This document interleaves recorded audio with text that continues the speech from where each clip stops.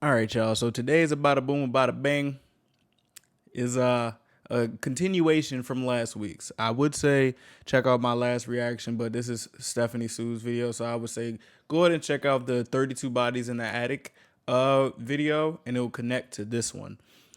This is titled "His 10,000 Bridges: Korea's Biggest Cult with Over 100,000 Members." The JMS cult.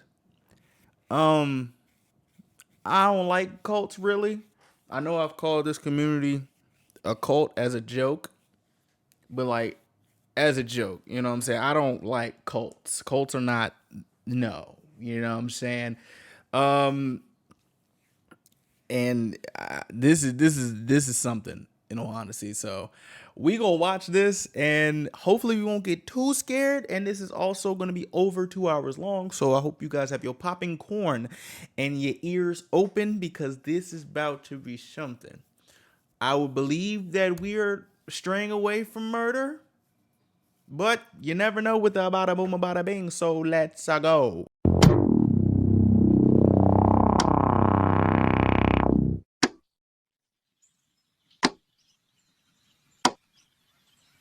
Let's do it. Bada bing, bada boom. Kim was pretty excited. He had heard that he was being sent to Hong Kong to work directly under Pastor Jung, okay? He had been part of Jung's congregation for a little while now, and he always wondered, if I go to Hong Kong, what kind of big things is Pastor Jung going to have me do? I mean, this is like a mission trip. Is he going to have me pray for other people? Am I going to watch as Pastor Jung cures cancer? I've heard all the stories of him curing cancer. He would literally touch someone and their cancer was just gone. He's like a miracle worker. I mean, You know, as someone who grew up in the church, sometimes when that happens, I just be like, bro, what? Like that, like, this really happened? Like, wow, that's insane. But then I also see some of those things where they show the scams of the church. You know what I'm saying? And how, you know, some of these pastors be driving around in these nice fancy cars, got the nice drip on. It'd be weird. It'd be very, very weird. And also sometimes church people are not the kindest of people. You know what I'm saying? As a Christian, you know what I'm saying? I'm just, yeah, it's. Ugh. I mean, there were so many reasons that all the demons and all the devils wanted to take Pastor Jung down. Maybe he would watch in real time how Pastor Jung saved souls. Either way, Kim was excited to be of some sort of help in Hong Kong. But when he gets to Hong Kong, he realizes that his role there would be so much more important than he even originally thought. He just didn't know it yet. So Kim gets thrown into this mail room. That's his job now. He's going to go through all of the letters that Pastor Jung receives from his followers. The letters are pouring in from all over the world. Pastor Jung is a very famous person. He was practically a celebrity pastor at this point. A celebrity There pastor were is letters nuts. of just pure devotion. People promising to spend their lives praising the Lord, praising God, praising Pastor Jung. There were letters begging Pastor Jung to pray for their sick relatives, to save their lives, or pray for them to pass the college entrance exam. So many letters. So many letters. Kim would sort through them on a daily basis. And one day he sees this package in like the little mountain of letters he's going through. And it looked like one of those poster tubes. You know how you send photos and posters through? Like those tubes. Yeah. Hard cardboard tubes. And he was intrigued. He opened it. He probably shouldn't have, but he was curious. He opened it, and just hundreds of pictures spilled out of naked female followers. Come on. God damn it, man. Fuck. Like, it always got to be something, bro. It always got to be something. Why is it always sex? Woman. They were posing and doing explicit things to themselves. They were completely nude and licking photographs of Pastor Jung. They were posing together with one another, unclothed. They were in bathtubs doing things. And first of all, he was shocked when he saw these photos. But later on, he would find a hard drive. What? And this hard drive was filled Never trust a hard drive, son. Never trust a hard drive. with videos of these same female followers that he knew were church members that were in South Korea. And these female church members were naked and posing with each other. They were in bathtubs together, screaming, "I love you. our husband. I love you. Our Lord must be so tired. We wish you could join us. They would be in videos posing in lingerie and doing things to themselves on beds. And Kim was shaken up because the whole premise of his church, of Pastor Jung's church, and all of his teachings was that was the original sin. Was forbidden. So what was going on? It's always the pastors. Kim man. had heard for years, there were rumors that Pastor Jung had been assaulting his female followers, but he was always told these are the lies that the devil is making up to try and take down Pastor Jung. They're not true. Who would have thought that the devil was actually telling people that the devil is talking down against the devil? Like, bro, this is crazy. Like, why would you, like, first off, one, why would you even do these to these people? Two, you using a vessel speaking against as if, like, the same teaching that you're teaching, you wouldn't think that everything that's in the dark don't come to light. Like, I'm trying to figure out, like, did you skip that part in your teaching? Or no, you just really thought that this was just like a Harry Potter book or something, huh? Like, what? Like, come on, bro. But they were true. Ugh. And now Kim realized when Pastor Jung had said that his ultimate goal as a pastor was to save the souls of 10,000 young women, what he meant was he wanted to rape 10,000 women. Come on. It is believed that Pastor Jung came very, very close to his goal. Nigga, this nigga needs to be under hell. He needs to go to super hell. Fool. He needs to blow up. Like, dude. This is disgusting. This is fucking disgusting. Like it says, he got really, really close to his goal. Like, oh my gosh.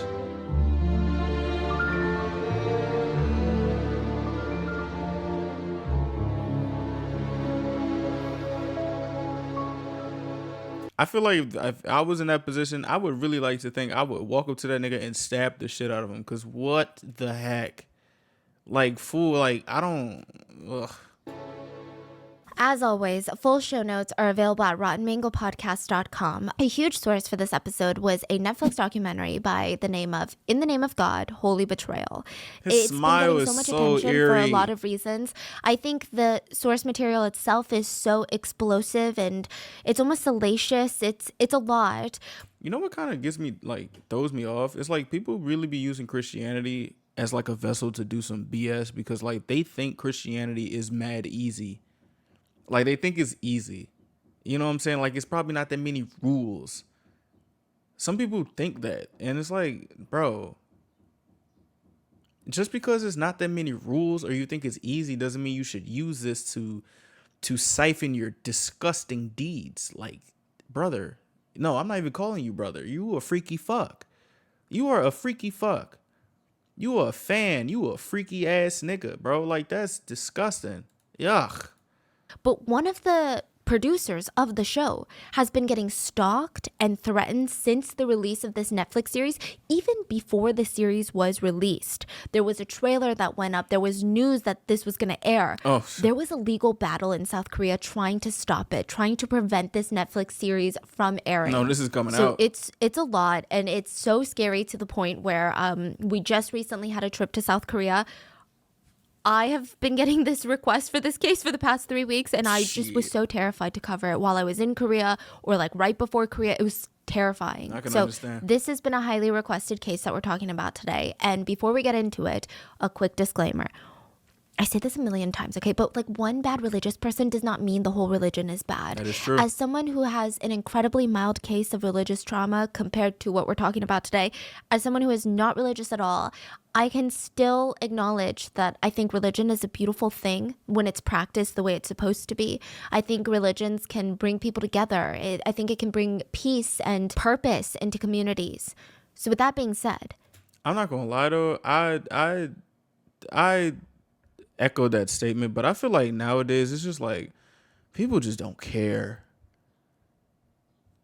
Like it's just like, yo, using religion to like off people, using religion to take over things, using religion to justify why you're doing bad is so foul to me. Like, it's so foul. I don't like that shit, bro. This man's actions. Cause it's like people really, like, people's lives, countries, civilizations, people's lives are built around religion. And it be people who be using that to get what they like. It's weird, gang. It's in no weird. way reflect on the Christian community as a whole, or really any other religion. So with that being said, Let's go. There was a war waging.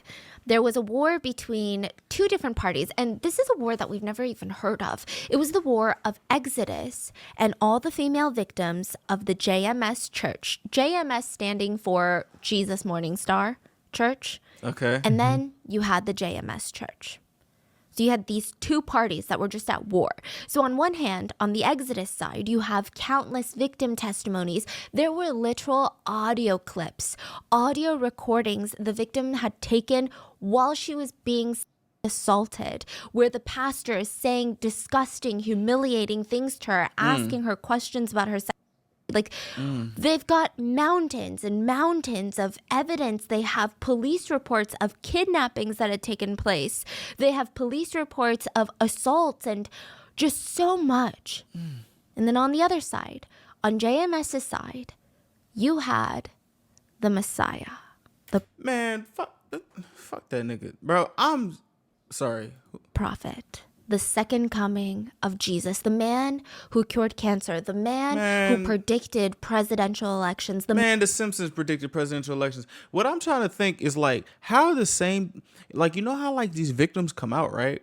And it's like all these testimonies of these victims. And if it's in like something of a church, what kind of boggles my mind is that people use the testimonies of patrons in the church to validate the church and the pastor's teachings and what's going on, right? But when it comes to stuff like this, and there's like countless of people and testimonies saying like, bro, we're getting assaulted. You don't believe them? So it's just like, it just doesn't matter with the topic or something. Like what? Like, I don't, ugh. Man who said, let it snow, and it snowed. Man, shut up. It's a war that's not even just in South Korea. This war went from Taiwan to Hong Kong, mainland China, Malaysia, Australia, New Zealand. It was like a global war, and it seems like it's still raging on to this day. So who is the Messiah? Who is Pastor Jung? Who is the center of JMS Church? March 16th, 1945. Okay. Objectively was not a good day, okay? World War II is still raging. The Allied powers bombed this historic town in Germany, and I think like 5,000 people were killed. And then in South Korea, Chung Myung-suk was born. I say this with the risk of sounding mean, but literally nobody cared that he was born. Like, babies are born on a daily basis. This one was not particularly special in any way. It's not like he was born and people were celebrating like, oh my God, nuts. Look at this baby. It's not like he was born and then there were like whispers. Oh my God, this baby's going to be something crazy when he grows up. Like, there was nothing. Literally nobody cared that Jung was born into a poor family in the mountains of South Korea, far from all the big cities, far from Seoul. He was the third son of 7 siblings. So he grew up with 5 brothers and a sister. So back then, it was kind of customary for poorer families in rural areas to have tons of children because children translated to employees. That's like the sentiment. And it applied here. Jung only graduated elementary school before he dropped out to tend to his family's farm. So he's growing up working on the farm. And one morning, when he's 6 years old, some Christian missionaries come to the village. They're singing gospels, they're passing out Bibles, and they give a Bible to Jung. And he's just like mesmerized by these wafer-thin little pages. The sound that the pages made when he would turn them, the smell. Okay, Bibles have a smell. Most books have a smell, but Bibles have a very distinct smell. I grew up around this smell. It's a pleasant smell if you like the smell of books. Yeah. But the smell of it and all the little stories depicted in the book, he was obsessed. He fell in love with the Bible. I honestly don't know what kind of free time Jung had. I'm not gonna lie to you. Like, growing up in the church and like just having different Bibles in my hand, and I went to a Christian school and a Catholic school in high school. Bro, like, she's right. The Bible smells great. And like there is an energy to me, I guess, where you hold a Bible and it's like, bro, I don't want to mess this up. And it depends like which type of book you have. It's a distinct smell, but every time it's a I like it. I don't know. It's good. It's a good smell. And then turning the pages and it's like, ooh, I don't want to rip this. I do not want to rip this. And then reading it, it's like, this experience is lovely. As somebody who does not like to read, I've read the Bible. I like it. Some of the teachings I do disagree with but then again, we should use the Bible as metaphors. That's what I think we should do. Shouldn't really take it too literally. But if anybody's ever wanted to read the Bible, I hope you are able to get past the genealogy version where they just say all these names. That's just me, but let's continue. Maybe his siblings helped a lot at the farm, but Jung claimed that he read the Bible cover to cover 2,000 times. Liar. How long You're lying. does that take? You're usually? lying. My grandpa was super religious and he rewrote, like transcribed the Bible cover to cover 3 times for his 3 children. And that took like 2 decades. Yeah. No. To be fair, he wasn't doing it like nonstop, like a full-time job, but it takes a while. The Bible is this big and the font is this 66 small. books, But he said he read gang. it 2,000 times. He claimed that he would climb up to the little mountain, find a nice little secluded grassy patch. He would plop down on there and just read the freaking Bible. And also, one of the things that made me like the Bible as a child was VeggieTales. I loved VeggieTales. I loved it. I loved it. Honestly, VeggieTales made me as a kid like the Bible. And then I grew up and just like was like, oh, I'm a Christian. Okay, let's live my life right. You know. He said the mountain was his classroom, the Bible his teacher. That's fire. By the time he was 19, he starts working as a Sunday school teacher.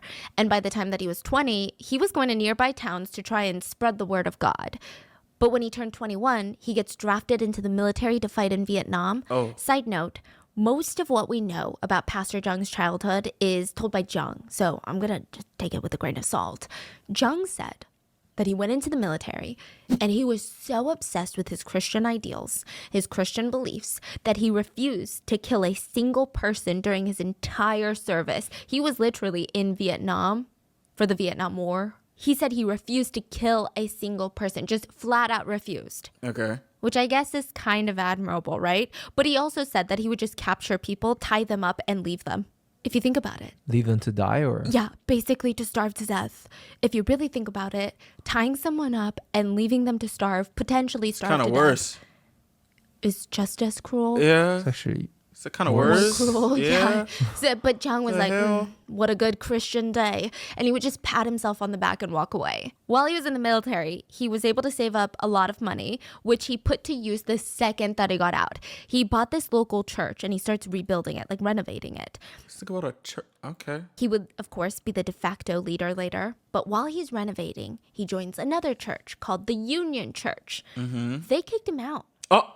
This church was like, your interpretation of the Bible It's nuts. is unhinged. Like, you are way too radical. I don't know what you're doing, but you gotta get out of here. We don't like this. So he decides, these villagers, they don't know me. They're not progressive enough. They're not city folk. You know what I need to do? I need to be around more open-minded people. I'm gonna move to Seoul where I can have these intellectual conversations. So he moves to Seoul, and at this point, he burned through all of his money. So he's literally moving there with his Bible and $300 in his pocket. He starts in this little tiny church, Jesus Morning Star Church, JMS. It's known as Providence, the Providence Church in other parts of the world like Australia, New Zealand. But it's the same church. And it was in his small little studio apartment. And it was a very humble beginning for the start of JMS Church. But Jung had some big old dreams, okay? He wanted to recruit the top university students from around South Korea to join his church. He was Okay. sick of congregations filled with old people, families, and all these elderly people. He wanted young, fresh minds. Like, he Bro, what? It shouldn't matter who you, two or more. It's because, come on, bro. wanted young people to gather at his church, have a blast where they could play basketball and then have discussions about the Lord. Why do all churches have like basketball teams though? What is that about? I played in church basketball. Like I like it's always a basketball court outside the church. I don't understand. What is that about? So you know where he goes? He goes to Seouldae. This is like the Harvard of South Korea. He recruits one student. And that student goes to Yonseidae, like the Yale of South Korea. Recruits a student from Yonseidae. Then another university student. And it just becomes like this domino effect that was fueled by word of mouth. By the end of the year, JMS Church would have a presence in all of Korea's top universities. And Jung would do tours at these universities. What? Like as if he's like some sort of motivational speaker / superstar / celebrity. He would do tours at like 18 of the biggest universities in Seoul. He would even do national tours where he visited 10 separate cities to go meet with his followers. JMS at one point was filled with the top minds of Korea, like the future generation. So just think of a church where all of the Ivy League students are part of the congregation. Honestly, I would be intimidated. I would even be intimidated to recruit an Ivy League student into my church because these are the creme de la creme of the new generation. These are business majors, biology majors, chemistry majors, economic majors. No other church in South Korea had this many college students, especially of the elite kind. 90% of JMS at the time were university students. Okay. And just to cover all the bases, you know your question, how do you convert that many university students? I'm not saying that higher levels of education have correlations with being able to have faith or not, but I imagine if these students asked me how to scientifically explain the Bible, I wouldn't. I'd probably pee myself, okay? Yeah, I wouldn't. I would probably not have a good time. But that's where a lot of context comes into play. JMS Church was at the right place at the right time. So he starts recruiting university students in the 1980s and the 1990s. And South Korea in the 80s was pure chaos. Like hell had broken loose. There was political unrest. Endless protests were being had. There was a dictator. Yeah, there wasn't a president at the time in the 80s, which doesn't really seem that far long ago. There was a dictator at the time who was going around killing anyone who was against him.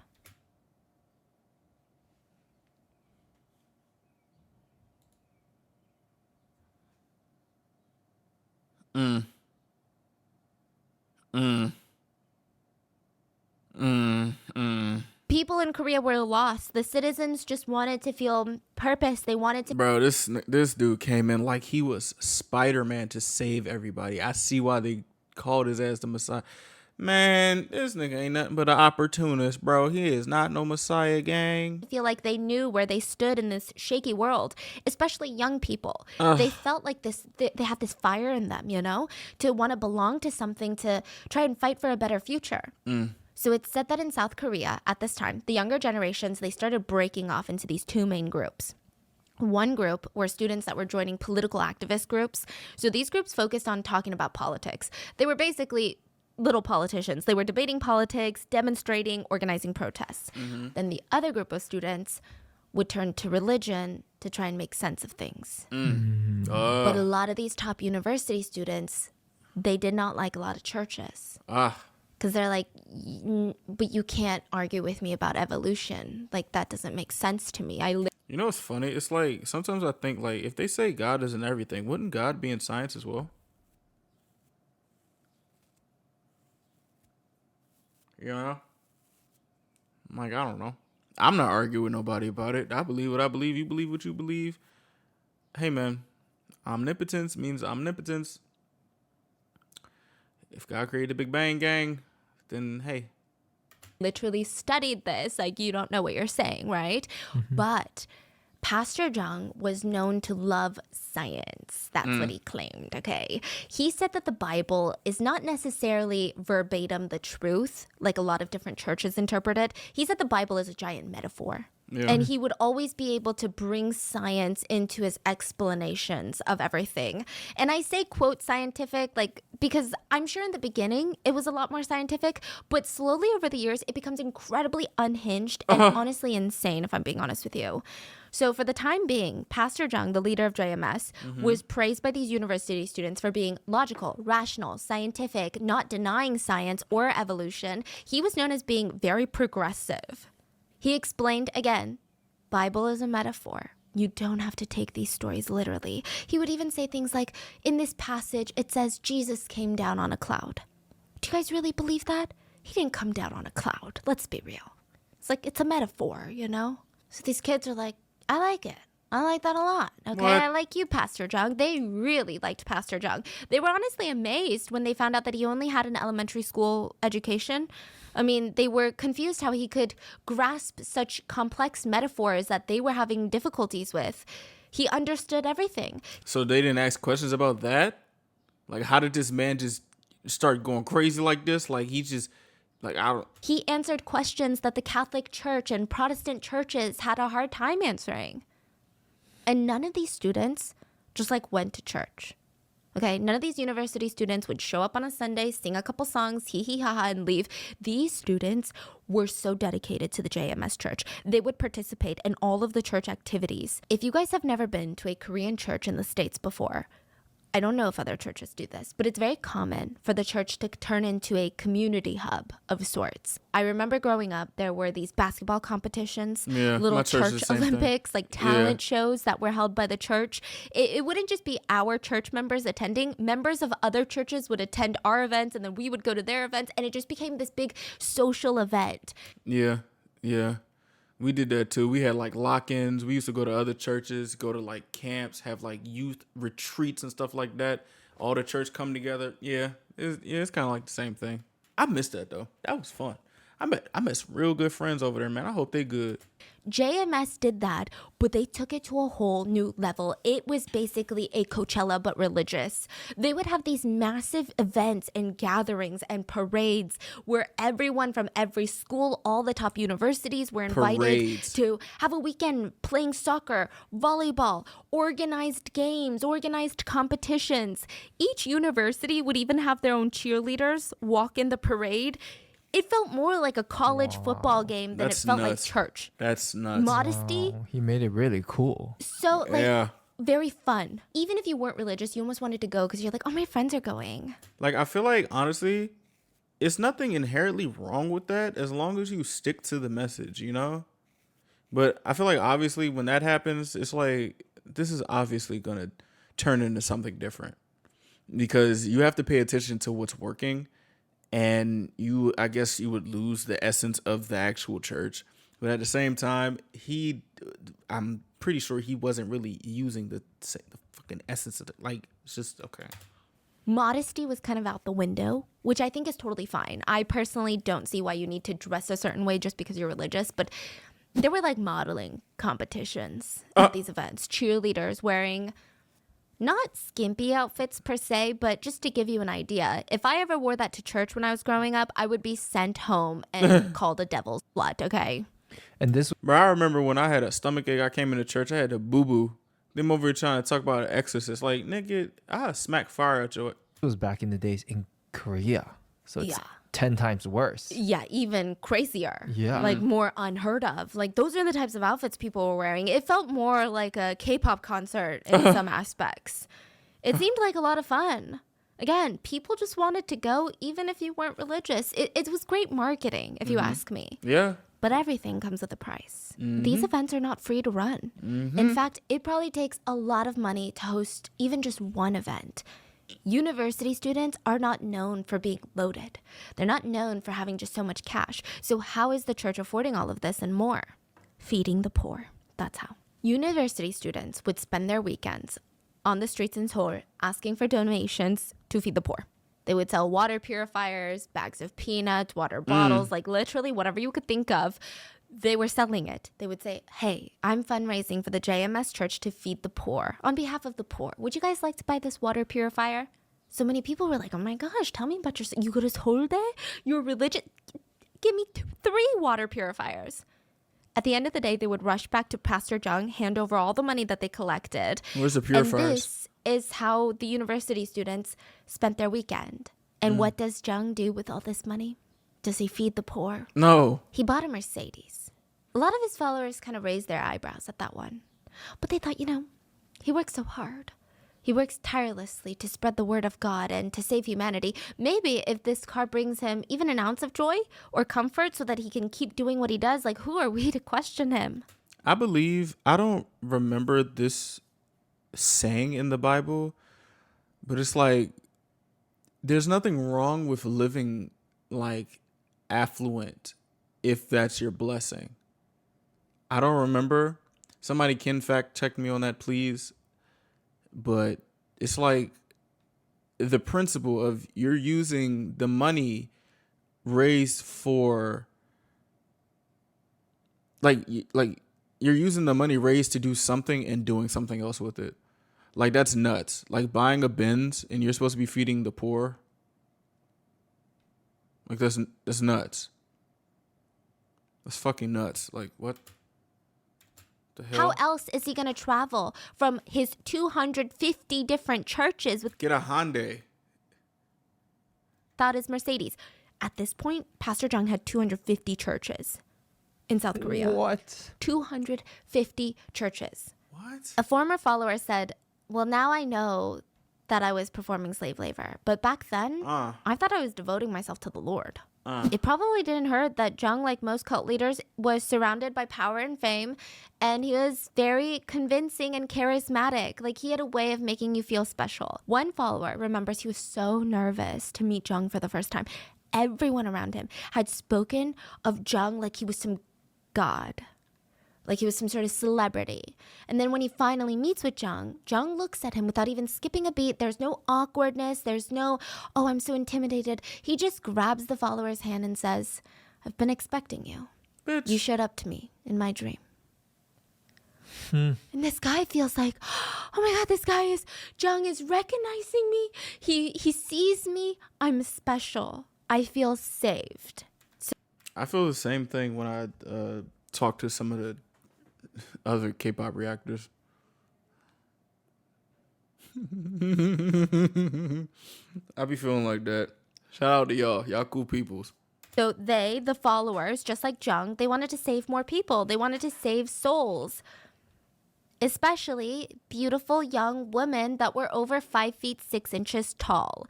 Jung told his followers to specifically recruit and save the souls This is strike of one. 5 feet 6 This is inch strike tall one. women This is that strike were one. young and attractive. This is strike young. This is strike one. This is strike one.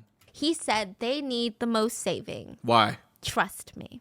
How does he say that with Yeah. so much confidence? Yeah. Side note, there was a victim who said that the way that she was recruited into this cult was bizarre. I do want to mention that South Korea may or may not have a little bit of a cult problem, but maybe it's not that big of a problem because A cult problem. I wasn't approached by a cult this time that I went. But if you are a foreigner visiting South Korea and you see someone come up to you on the street and tell you how pretty you are or how you're glowing or how nice you look or ask you to give them directions, you're being recruited into a cult. Most likely. I'm just trying to figure out how the hell this thing gonna say we need to save all the 5'6" women. Like imagine me saying like we need to save people, but only the ones with fat asses. Like that sounds crazy. That sounds insane. Like that's insane. Cause you like, why are we singling out what are you talking? Strike one. That's strike one. So That's strike one. I would just say, well, there's a new trend of what you should say. Because there's like a whole trend in Korea of like everyone asking, what are you listening to right now? And they say New Jeans Hype Boy. So they say when you're getting recruited into a cult, just say, oh, New Jeans Hype Boy and walk away. It's just messing with a lot of cult leaders, I tell you. So just beware. Oh, A woman gosh. approaches this victim on the street and is like, oh my God, you're glowing. You're so pretty, right? But this time it wasn't as creepy because the woman, so JMS cult, most of their members are young. Most other cults, they're like ajumas. They're like middle-aged women who are coming up to you on the street like, you're so pretty, you're so pretty. You automatically are kind of like, this is weird. But when this young college girl that's about your age is trying to befriend you on the street and she's like, you're so pretty, start feeling like maybe this is my friend. This girl tells the victim, hey, so how tall are you? That's really random. Honestly, I don't know. I haven't measured myself, like maybe 5'5", like a little under 5'6". Oh, okay, so you're basically 5'6". I guess you could say that. That's so, yeah, sure. And she's like, oh, okay, good. Why don't you follow me? What It's just so bizarre. the hell? So Jung had this absolute fixation on tall young women, preferably with pale white skin, and he wanted to rape as many of them as possible. As Jung's popularity grew, so did his arrogance and his fascination with these women. He just becomes more and more ballsy. He was always seen surrounded But like, why? Like, by a swarm of young, beautiful women, which is kind of odd for a church leader. In any other context, if you saw Jung out and about, you would think he's like an old-time trot singer or like an older actor that has fangirls surrounding him, like not a pastor, not in a million years would I think that's a church leader. that would fuck with But my the head. indoctrination was already so deep at this point. His followers believed that not only was he right, he was above them, holier than them, knew more than them. They started to suspect that he was the Messiah. Let me tell you why. Well, first, Jung started openly telling everyone that he was the Messiah, but that's not why, okay? He was here, he said, to complete the testament. He was here to fulfill the prophecy. In fact, because he was fulfilling the last prophecy, Jung told his followers that he had a higher status than Jesus Christ himself. All right, see, now you And just... in order to prove this, All right, gang, you just... This is crazy. Like, what? he did some weird calculations in his head. So he pulled some random dates and numbers from the Bible, and he said, what is 1446 plus 500 years?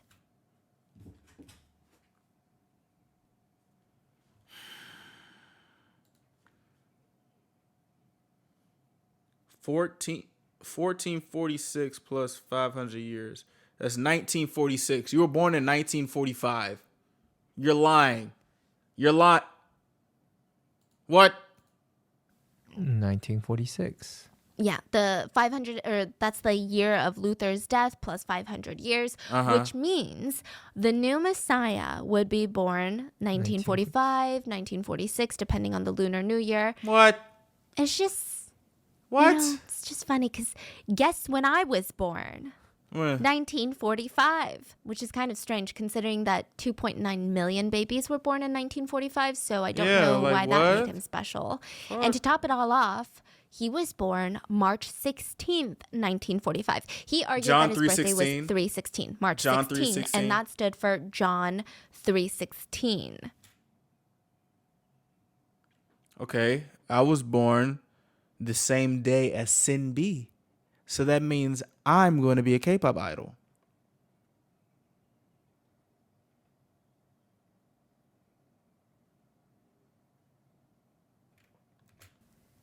The verse in the Bible, John 3:16 reads, "For God so loved the world, he gave his one and only son."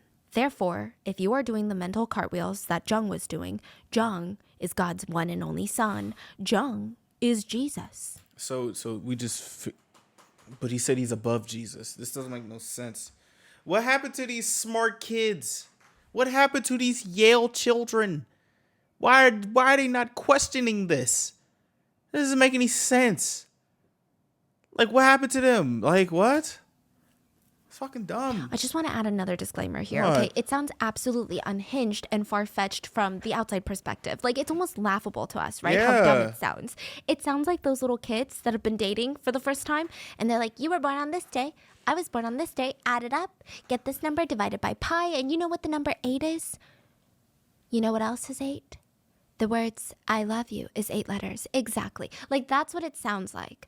But you have to remember, No cult starts like this. Like, you don't just walk into the doors of a church and this man is up there like divided by pi and I'm 1945. Yeah. Like, this is not how it starts. This is after months of listening to sermons that make perfect, logical sense in your head. You're surrounded by this infectious energy of people being so positive and welcoming and accepting and so excited about something. You feel like you have this purpose in life and you feel like you're part of something bigger than yourself. This is after months of you hearing about the miracles that he's performed, and you even see bits and pieces of evidence of it. It's not even just rumors. He prayed for snow in front of the whole church. There was no chance of snow that day or even the next day. Even the news weather forecasters never mentioned snow. Well, what do you know? It freaking snowed. Puzzling. But these types of things keep happening. He predicted who the next president of South Korea would be. Not only that, he predicted how each candidate would poll and how they would rank before the rankings were released. How? He predicted it with 100% accuracy. How? Then you hear about another situation. You see that guy over there? That guy? And his mom? His mom was diagnosed with terminal cancer. The doctors gave her a few weeks to live. The son begged Pastor Jung to pray for his mother. Pastor Jung went to see the sick mother, touched her and said, "You will live." It's been years. She's still alive. But that's not all. One time, this woman was diagnosed with cancer, okay? She runs up to Pastor Jung, throws herself at his feet, crying, begging, like, "You can't let me go. Please, I need to be cancer-free. I've got all these things I need to do in my life before." He said, "You are cancer-free." She gets a call from the doctors the next day saying, "Hey, I'm so sorry. I think we misread your charts. You do not have cancer. You're cancer-free." Cause okay, he's doing all this stuff. I understand that. I don't know how he's doing this. I'm gonna be honest with you. I have no logical explanation for this, but he's raping women. Like, I don't care how much shit he does. He's raping people. Like, what? And that's going against his teachings. No.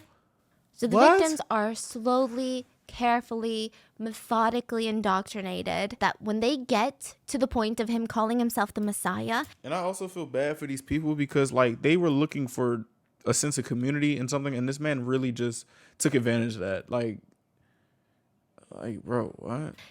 It makes logical sense in their mind. So please, let's just be careful about what we say about the victims in this case. Yeah, I'm not on the victim's top about this. Like, I feel bad. Like, that it's that, but it's like this dude is a fucking knuckle, bro. Like, what? Saw a lot of online discourse about how, oh my God, I would never fall for something like this. Like, how do people actually believe this? I'm a firm believer anyone, like you, him, me, like literally anyone can fall victim to a cult. Yeah. Given the right circumstance, right timing, like right place in your life. This dude is an opportunist. It's scary. So, side note, if you're wondering how Jung was able to pull off so many miracles, maybe he was the Messiah. I'm not sure about all of them. I don't have the answers to all of them.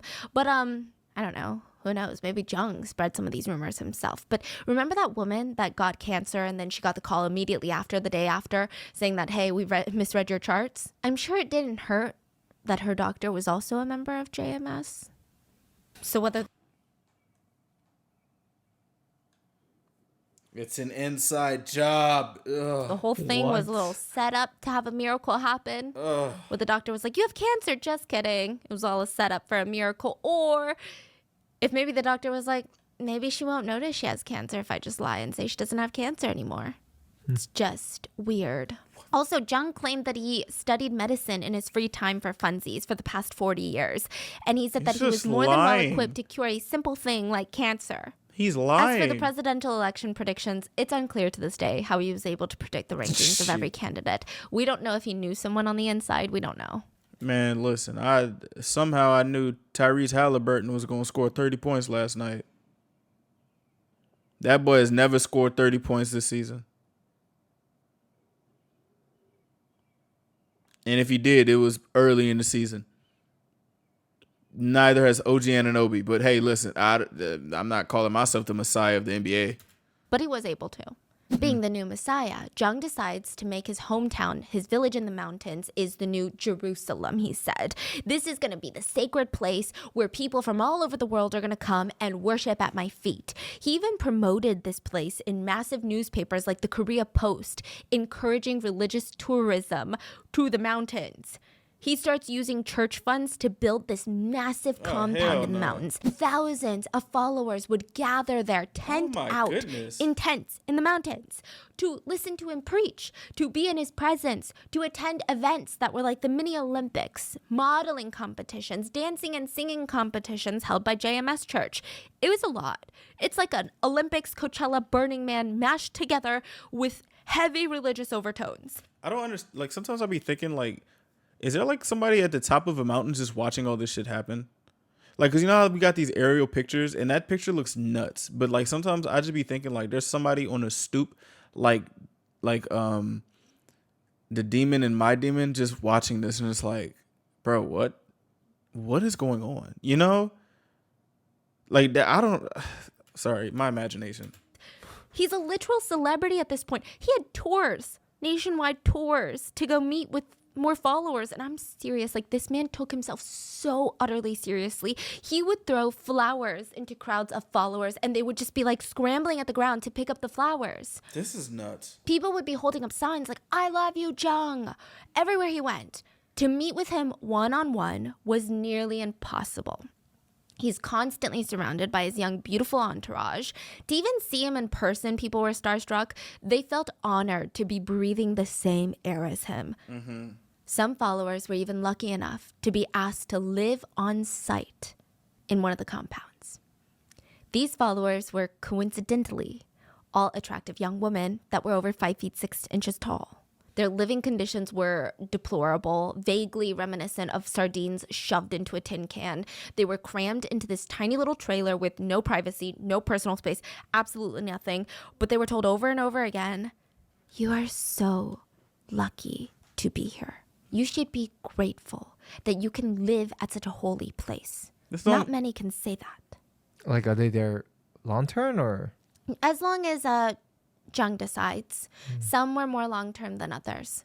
And that leads us to the God's brides. What? The Lord's brides. We've talked a lot about cults.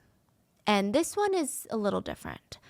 One principal teaching at JMS Church was that celibacy was the way to save humanity. Like, no sex is the way to save the future of humankind. Even after marriage, nobody should be having sex, really. It just wasn't allowed, you know? One of Jung's most famous interpretations was the story of Adam and Eve. He claimed that the apple that Eve ate was a metaphor for sex, which means Jung was going to save the world. This nigga's just lying. He's lying. He's lying. He is lying. That's not, I don't think that's even, honestly, I don't even think that would be a plausible metaphor for the story of Adam and Eve. Because the snake said, or from what I read, the snake said, you will be like God. I don't think God was having, I don't like, bro, what?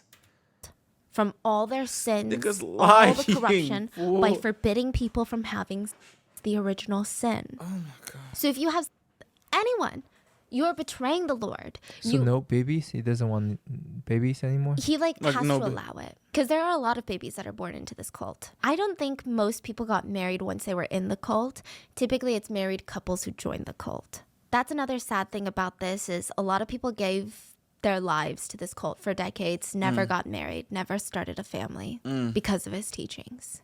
Some married couples would become celibate. Young university students were indoctrinated and now they refused to get married or even date because they didn't want to betray the Lord. I mean, they were just thinking about the effects of all of this.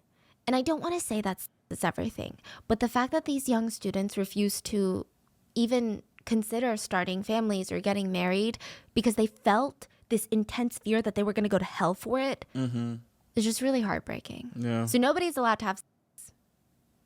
No except, fucking- of course, Him. Of course, Jung.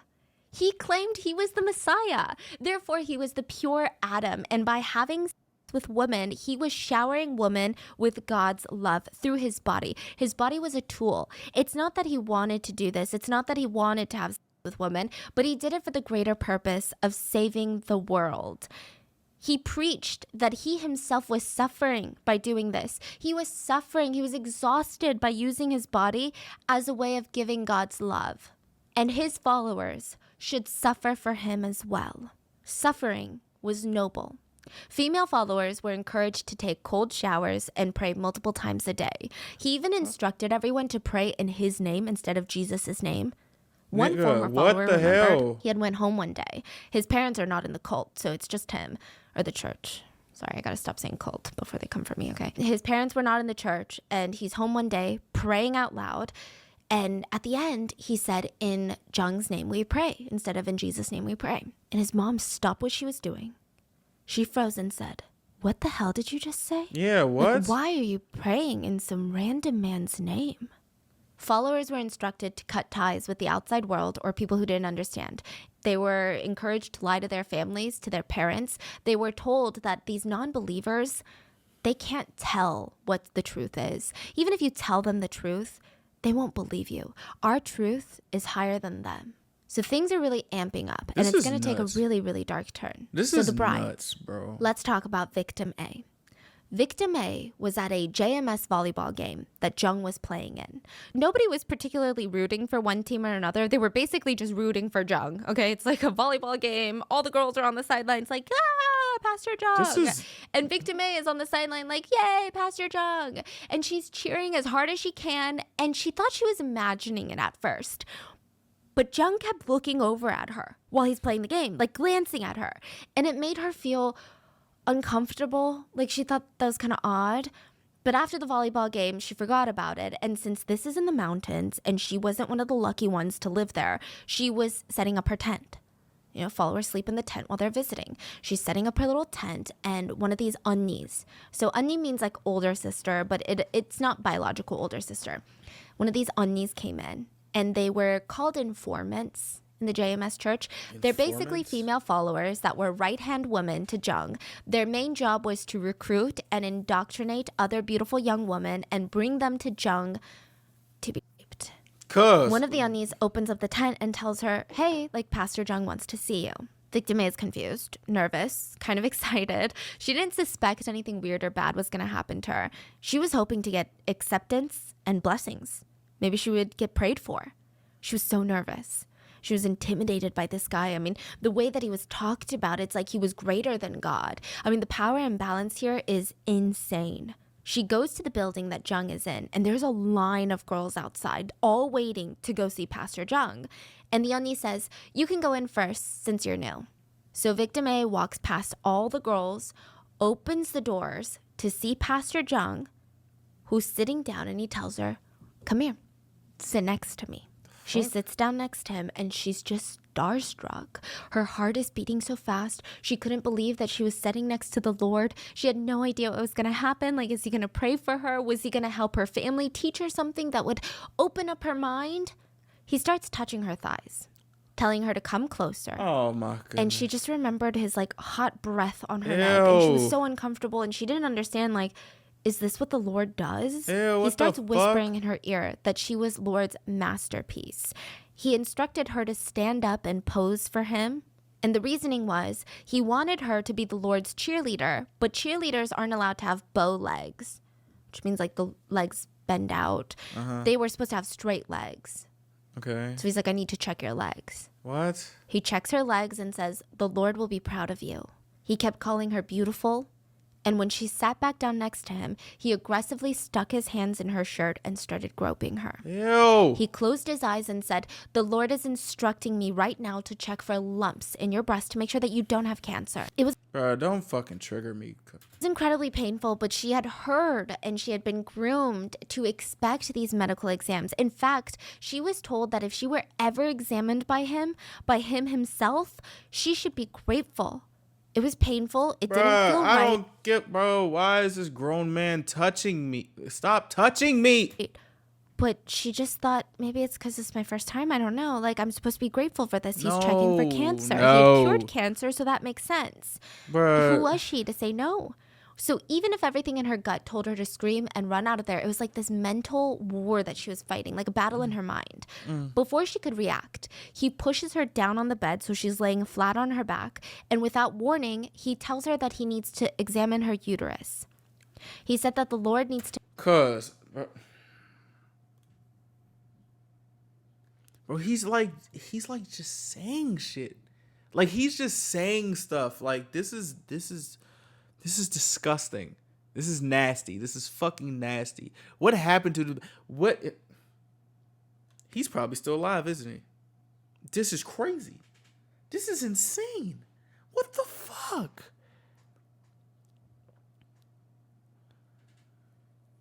My heart is racing. This is nuts. I need to examine your uterus. What?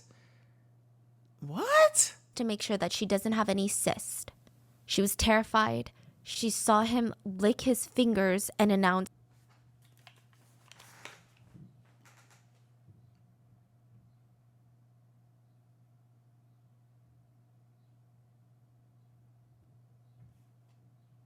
I'm sorry. I need to see what happened to this man.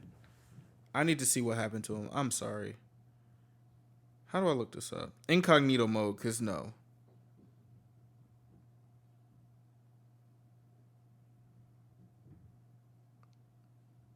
Bruh. Thank you. No. Wow. Bruh, this... Oh my God, this ending's about to trigger me as well. yes, the Lord is examining you. And you can imagine what happened next. Victim A was in a lot of pain. She said that she closed her eyes and looked away, and she kept telling him, please, it's painful. Basically telling him to stop. But he responds very casually. It always hurts the first time. She didn't understand what that meant. I mean, the first time I'm being examined, like, I don't get it. So she looks down. He was full on assaulting her, full on R-wording her. She said that she froze in fear and she was so confused. And then he starts getting aggressive and biting her everywhere. And it was just so violent. Ew. He kept telling her while he's doing this that she's God's bride now. Literally, while assaulting her, he also continues to tell her, you are no longer allowed to look at other men. You are no longer allowed to think about other men because you are God's bride now. If you were ever to marry another man or even think about a man, your private parts would be mutilated. If you ever have children with a man, they will be deformed. Fool, Side note, what this is is wrong? something that John... What the fuck is wrong with him, bro? Like, what is wrong with, like, what is wrong with this nigga? Like, told all of the brides. They believed it because why wouldn't they? They were terrified and they prayed. They prayed to God that they would never be interested in anyone but the Lord. It was so ingrained in them. One victim even started self-identifying as a lesbian because she was so scared of the prospect of falling in love with a man. A lot of girls said that they struggled. It's nearly impossible for them to want to be with Jung, aka the Lord. So they would pray at night, praying that they would have the tools to love him the way that they were supposed to. They would punish themselves when they didn't feel love for Jung in the sense. Like, it is so heartbreaking hearing that. Like, the victim said, they prayed and prayed, but it was just so disgusting, painful, and traumatizing. They thought something was wrong with them. come on, Jung would assault bro. them and make them call him oppa, honey, Ew. dear. He told them that they can never think about other men. He would say incredibly unholy, vulgar, disgusting things while he was assaulting them, but then he would claim in the same breath that this was God's love. So the victims, they're just so confused. They felt that they were confused, though, because they weren't good enough believers. Like, they weren't good enough followers. So Victim A runs outside after the assault and runs straight into the onion that had brought her here. And Victim A is looking at her like, please, you need to explain the situation because I'm so confused. I'm so traumatized. But the onion just smiles and congratulates her. Nah.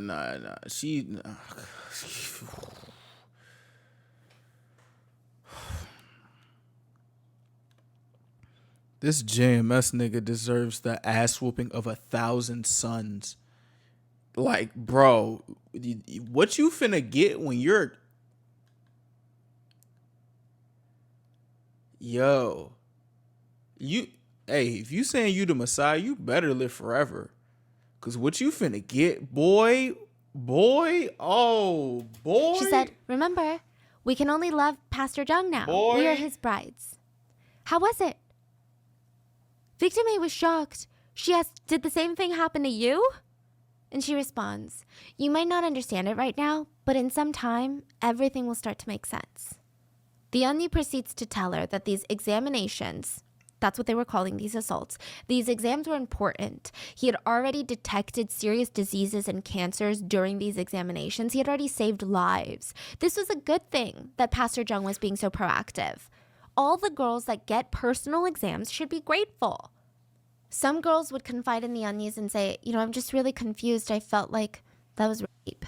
It And I'd say, was. of course it's confusing. I was confused my first time too. But it's the Lord's love, and you're going to soon realize. This is trippy as hell. Like, I'm not gonna lie to you. This is very trippy, bro. Like, what the fuck? The mental fuck. Like, the mental. Oh. That. Now, before we go and attack all of these Onnis, I think it's just really complicated. I need to give you a bit more context. Let's go. All of the God's brides, they started as victims. And I think that they are still victims at the end of this. But one of the biggest roles that you get as a bride is to bring more brides to Jung. They all got brainwashed that all of these brides were being purified. They were being saved. So why wouldn't you want to save fellow women? Like, because, like, this is messing with my brain. Because it's like, bro, these women are bringing other women to him. But these women have been, like, assaulted by this man. Everything comes back to this man. Everything. I'm trying to understand why is nobody saying, like, bro, we kicked this nigga out of the church. And he's just like, they're lying. They're lying. They're lying. They're all lying. Like, this is making me shiver with anger. They were literally brainwashed into thinking this. They were saving these girls. They were doing the Lord's work. They were saving the world. One of the victims / Onni said, when you're his bride, he might not want you anymore. Jung always wanted younger and younger women, and you're getting older. So you bring him beautiful young women and you get rewarded. You feel like you're doing something for the world, for the Lord, for the church. You start to feel important. My girl is making me watch Handmaid's Tale. Why is this feeling just like Handmaid's Tale, bro? Like, this is so trippy. I don't like this. I saw what happened to that dude. We gonna talk about it at the end, but with that nigga, he gonna get his. He gonna get his. You thought the dude in Death's Game was getting his. He gonna get his. That nigga.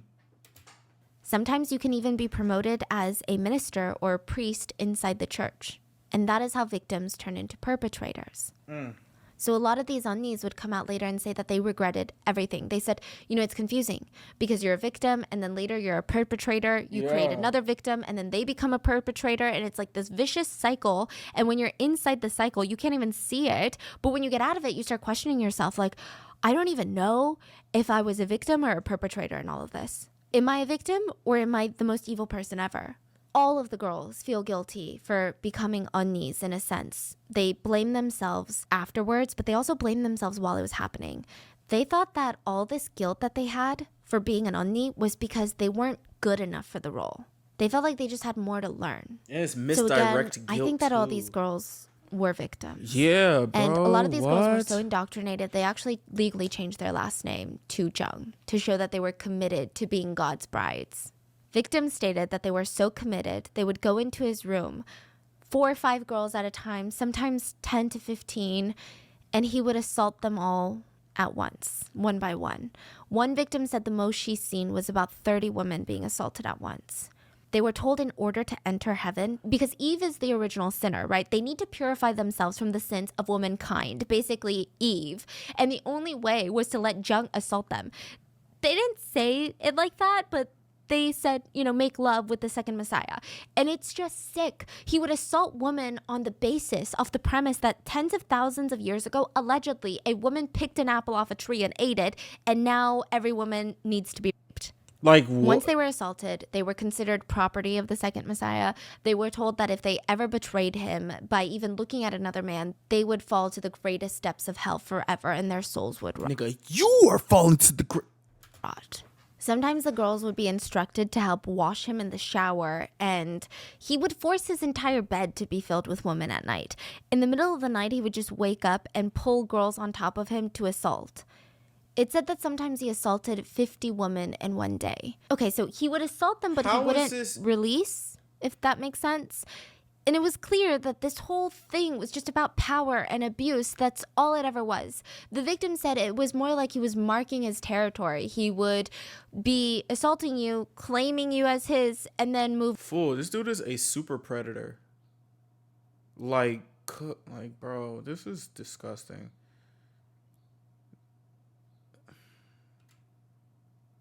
On.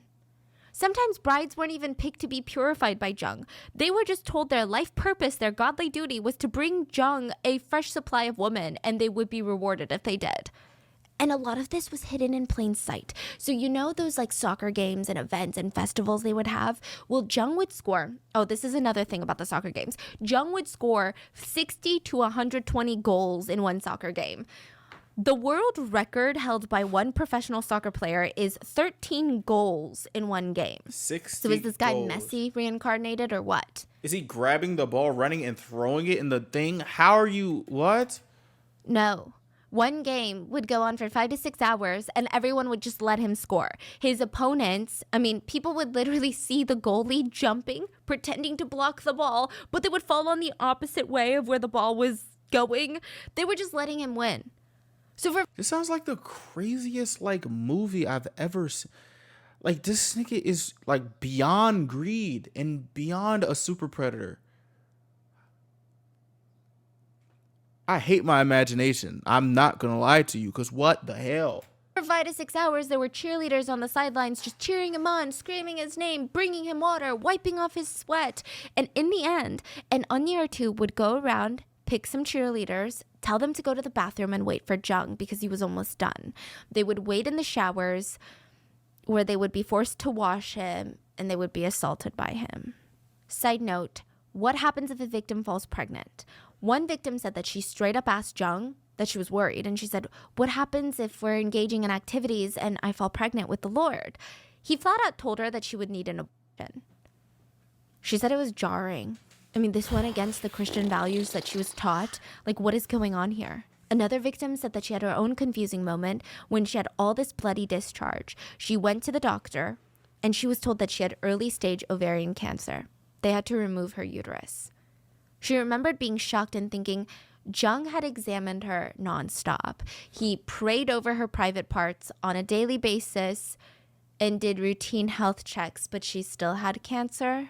Another victim said the wake-up call for her came when they were all sitting in Jung's bedroom and they were watching the news. So it's Jung and a bunch of women, and it was about a fire. The news was about a fire that had taken the lives of a lot of people. Jung runs up to the TV and he starts smacking it and he's shouting, what a waste of...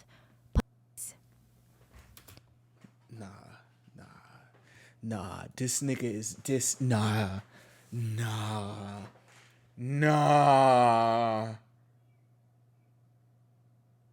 Fool. I know I talk about the audacity of people in these stories, but I don't even want to say that right now.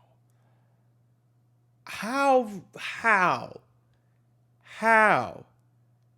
I never even thought humans could have this even ingrained to even happen in their brains to do something like this. This is what?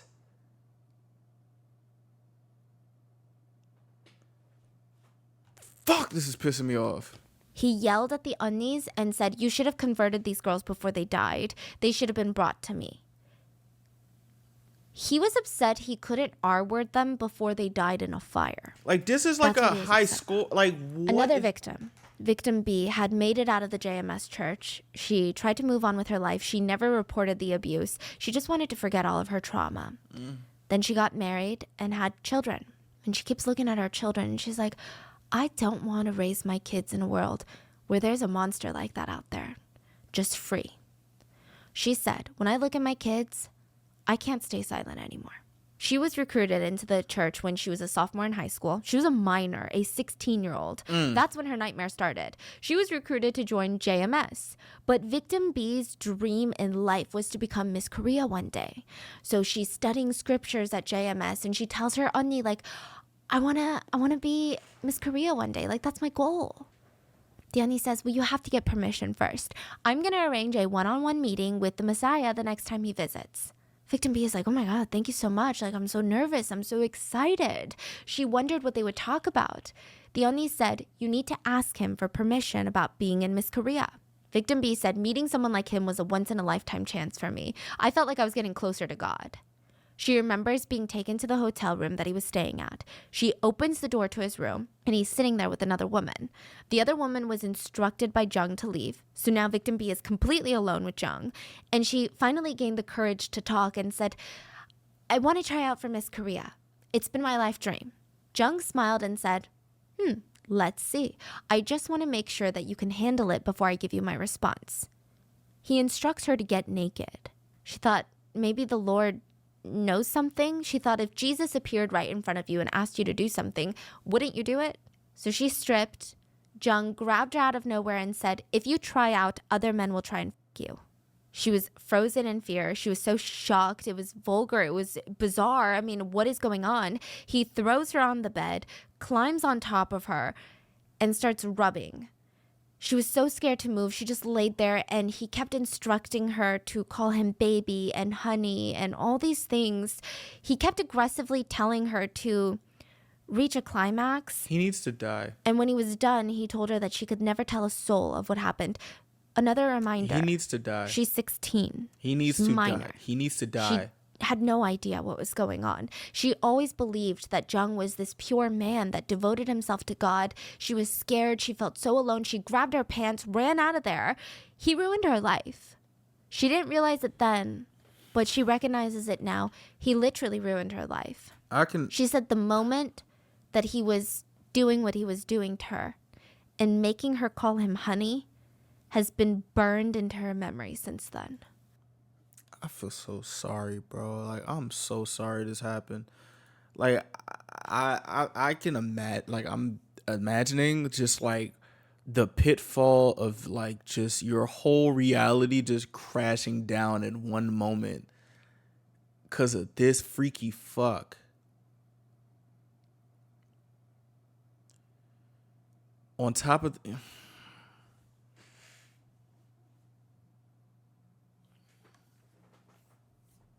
He needs to die.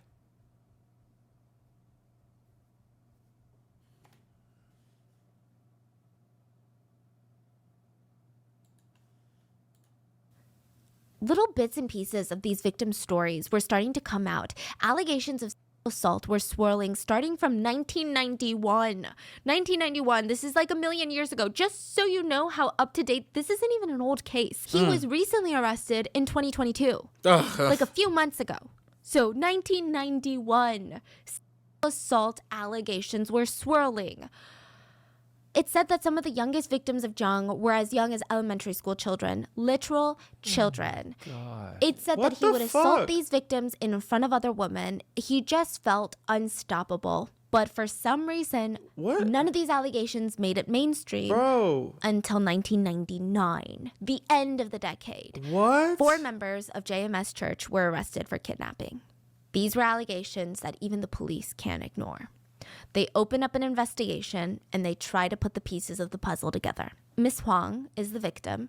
She was 27 years old at the time, and she said that she was a former member of the JMS Church. She decides, this is a cult. Like, this is a cult. She decides to leave the group. She realized that JMS was not what they were saying it was, and she was pretty vocal to the church. She said, I'm leaving because I don't want to take a part of this. Like, I don't want to be a part of a cult. Please stop contacting me.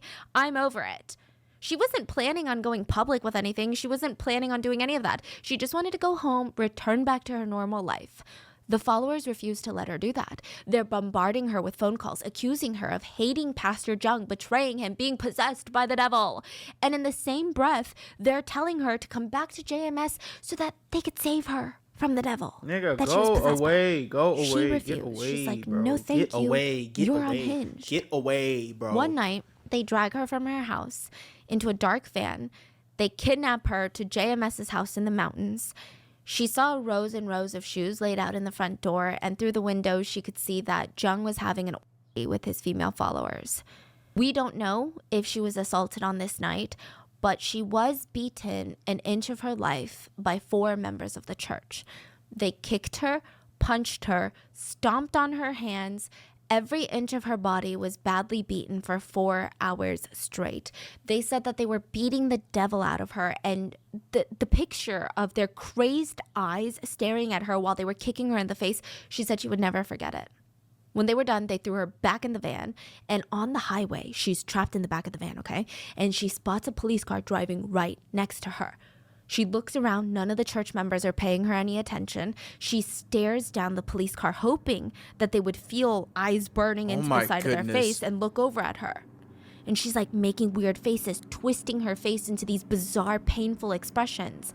She just wanted to look so strange that the police would stop the car, but not make enough noise or draw enough attention that the driver or the rest of the church members would see what she was doing.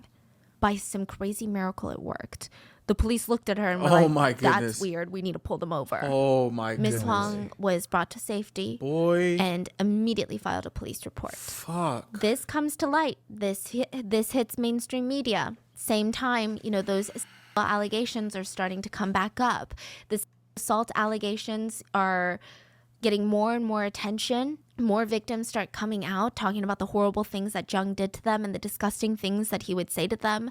I mean, how do his devout followers react to stuff like this? How do they react to news like this? They're gonna say it's a There's lie. a police investigation. There's an arrest. Literally, 4 of your members kidnapped someone. There must be some truth to all of this. The followers defend Jung with more passion. So this part is weird, but followers said that he predicted this would happen. Back in 1981, he allegedly told his followers that he would be on the news, he would be crucified for something that he didn't do, he would get sued, and all of the undeserving followers would abandon him. But the real ones, they would stay because it's a test of loyalty. It's like this nigga really is unstoppable. This is disgusting. He's literally just saying what he's about to do, and then he's like, see, I told you. Like, what? So after 10 years of stability, after 10 years of joy, he said they are going to face the tomb phase, which is the hardship phase, the darkest of times. He even predicted the year that it would happen. So now he is telling his followers, I told you guys that we're going to face some hardship and chaos, and this is that time. So his devout followers, they're enraged that he was being falsely prosecuted like Jesus Christ himself. They also felt like their loyalty was being put to the test, and this was their way to prove that they were devoted to the Lord. They raised their hands in the air and they prayed out loud, Heavenly Father, those evil men are trying to crucify our leader. Heavenly Father, please free our leader. Please prove his innocence. They felt like the whole world was against Jung, and it wasn't fair.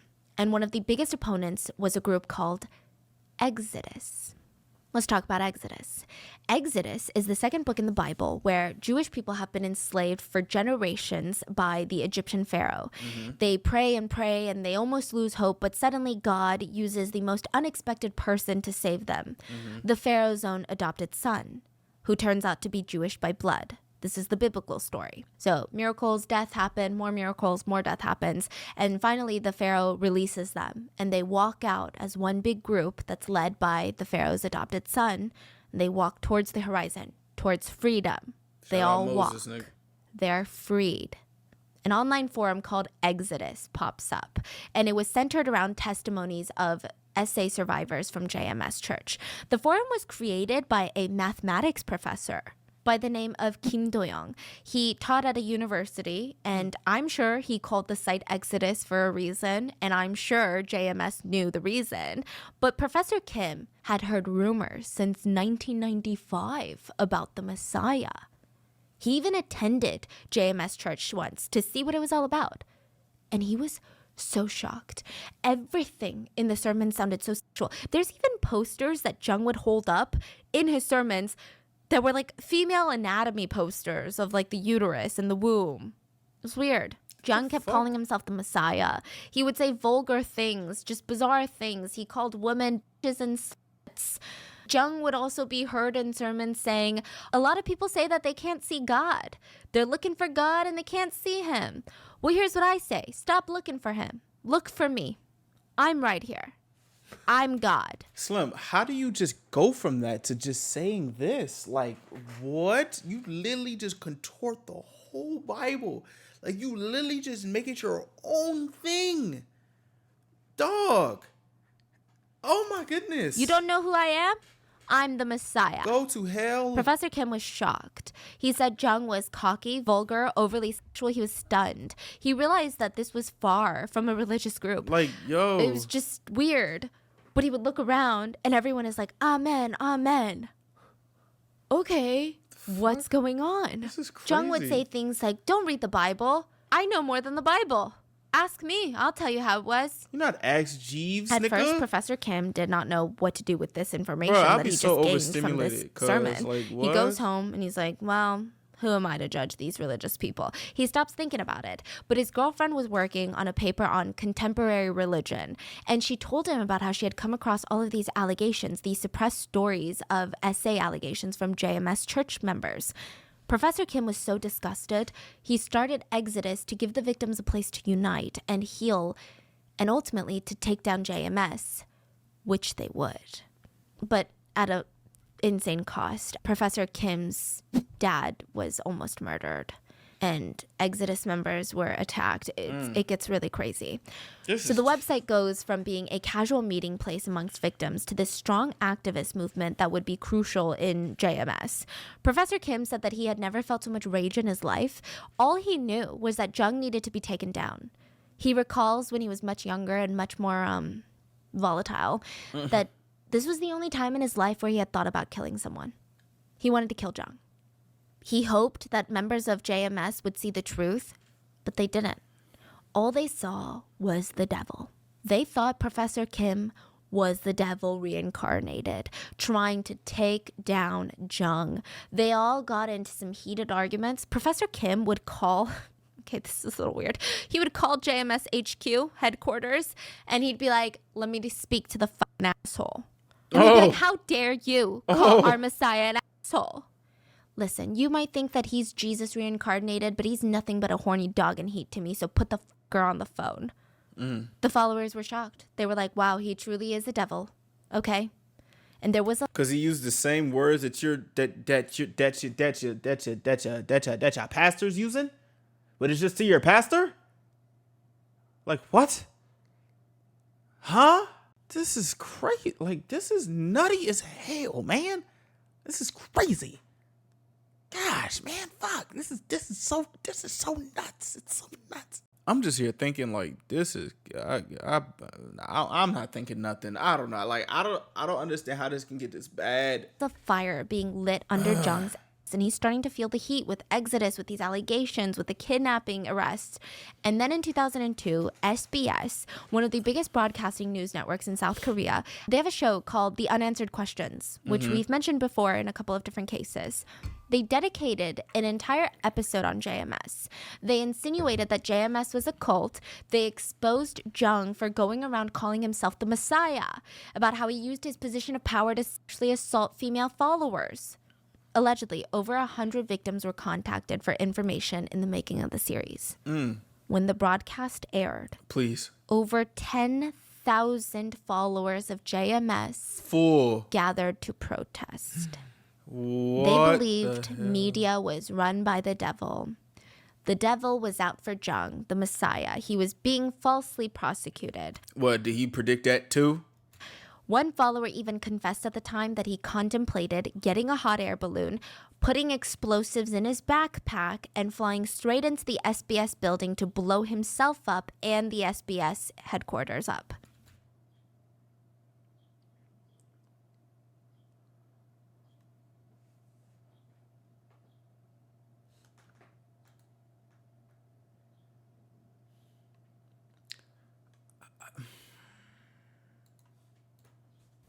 That's how serious they were. He said the only thing in his mind at the time was to stop the devil. Right after this broadcast, Jung was sued by victims, and he fled the country, okay? He told his followers that he was going to go on a mission trip to convert and save more souls around the world and spread his blessings, but he was literally just a fugitive, okay? He went to Hong Kong, and from there he traveled around from Malaysia, Taiwan, mainland China, New Zealand. He said that he was spreading the news, spreading the blessings, but he was just going around indoctrinating and raping more women to the point where it almost became a diplomatic issue for South Korea, that this South Korean church leader was going around Like Slim, creating a trail of victims. And like, bro, this nigga is really just like spreading chaos around the world. Like, what is going? Like, this is crazy. He needs to be stopped. these other Asian countries. He needs to be stopped. But even that wasn't enough. Jung would fly female followers out from South Korea to rape them wherever he was. Then he would ship them back to Korea when he was done with them. And he still had a tight grip on his Korean followers. He would send them videos of his sermons that they were told to study and worship. He kept in close contact with everyone. He would send them gifts and letters, and he would demand letters in return. He would even provide phone counseling sessions while he was overseas to his Korean congregates. And while he's on this world tour, basically, his following only grew, and so did the extent of his damage. How? And side note, this guy has some freaking nerve, okay? Because his followers are taking out loans, remortgaging their homes, selling all their belongings in an attempt to make sure that he would be okay if anything were to happen to him. This nigga's going on a rape tour. He needs to be stopped. They're still out there raising money. Meanwhile, this guy is living in mansions, throwing parties. He would rent out an entire resort to throw parties with young, beautiful, tall women. He would fly out girls willy-nilly from South Korea just so he could assault them. 2 victims shared their story with Netflix. They're sisters. They were both flown out to see Jung in Hong Kong. They were recent recruits, so people were still recruiting more girls into JMS, even when Jung had fled the country. They said SBS is a liar, they're the devil, all of these people, they're jealous, they just want to see him come down. He's too good for this world. The sisters believed it.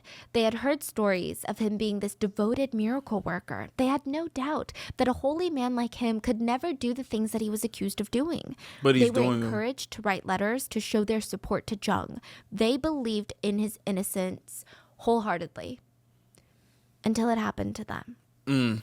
The 2 sisters arrived in Hong Kong. They were rushed into his room in the middle of the night. He was laying in bed when they walked in. So this is the first time that they're meeting him. They joined after he fled. And the unnies that brought them in told him, give him a massage. The Lord is tired from, saving the world one soul at a time. And they locked the 2 sisters into his bedroom. The sisters were honored. They give him a massage, and he instructed them to sleep on either side of him. So he's sleeping in between the sisters. They kind of thought it was weird and it was strange, but Yes, it is they didn't weird. feel like they were in a position to say no. Sister number 1 fell asleep rather quickly, but sister number 2, she wasn't able to fall asleep. In the middle of the night, Jung thought both sisters were asleep. He leaned over sister 1 and starts taking her clothes off and assaulting her. He kept whispering her to be quiet and not wake up her sister, who was awake but too scared to do anything. And he whispered that this is the Lord's will and her soul will be damned if she doesn't let him do this. After it happened, sister number 1 snuck out of the room and ran into the room next to Jung's bedroom, which is where all the unnies were. These are the ones that she trusted, the unnies that had brought her here. And she's trying to shake them awake. And she's like, please, you have to help me. Like, he just raped me. This is so sad because like you're going, like the thing is like, I'm not a woman, I know, but I can imagine like you're going to a full room of other women looking for help, and like they just be like, oh, this is all a part of the plan. Like,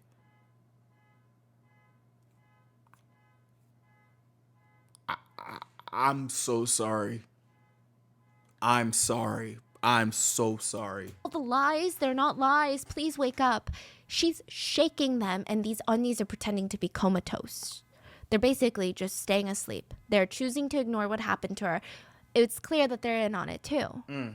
The two sisters talk about what happened, and they realize that they were in danger.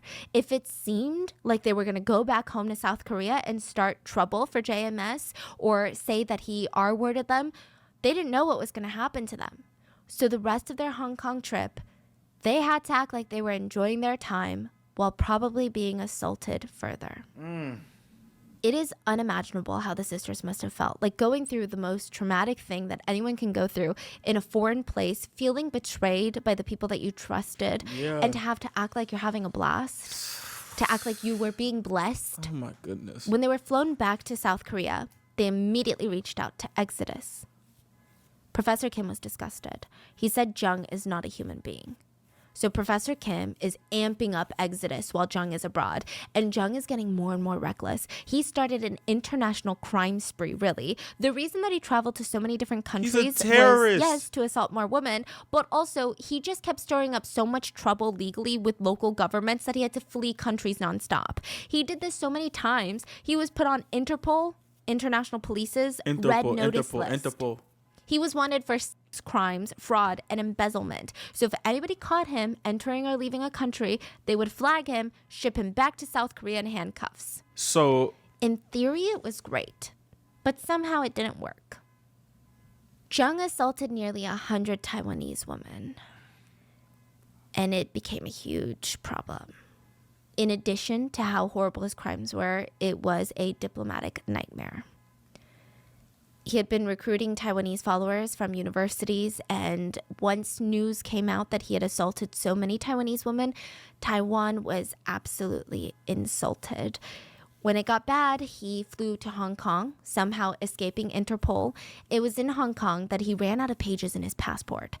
This is not a metaphor. Like, literally, he ran out of pages in his passport, which typically, it's a normal procedure. You go to the consulate and say, hey, I ran out of pages in my passport. Can I I'm trying to figure out how the fuck, get more pages? how was he able to get into these places with the passport if they know that's him? I'm so confused. Like, does he have followers at the borders or something? Like, what? Just my passport, and they'll give it to you. But Jung was paranoid. He's on Interpol's red notice list. So he decided the only way to get pages in his passport was to bribe the consulate officials. He comes in with a massive giant crystal worth probably tens of thousands of dollars. An expensive bribe. Nigga, what? And it was dumb because nobody at the consulate knew who the fork this guy was in Hong Kong. But he just walked in with a massive shiny spotlight on top of his head in the form of a giant crystal. So they're like, if this guy is trying to bribe us with tens of thousands of dollars, we should probably do a background check on him. Yeah, like, what? Seriously. Yeah, so they look into the system. Instead of giving him more pages, they find out that he's wanted. He's arrested on the spot, and the plan was for him to be extradited back to South Korea immediately. But he escapes out the consulate door, and he's free once more. What the fuck? Like, this is a crazy, like, this is like a movie, bro. I don't understand. What the hell? He is a super villain. He's a real life super villain. Like a actual super villain. So it's like, okay, Exodus feels like we gotta do something. These international police, they don't care. Whoa. We gotta do something. So June 2003, Exodus receives reports from their informants that Jung was in Hong Kong. They know this because female followers from South Korea are being flown to Hong Kong to meet with him. Professor Kim tried taking this information to the Hong Kong authorities, thinking, of course they're gonna wanna get Jung. He's on the red notice list already. But the authorities are like, it's not that interesting. It's fine.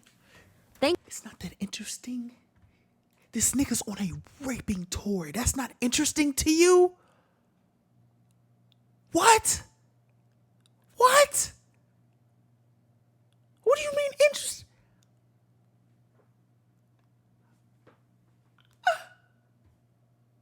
What?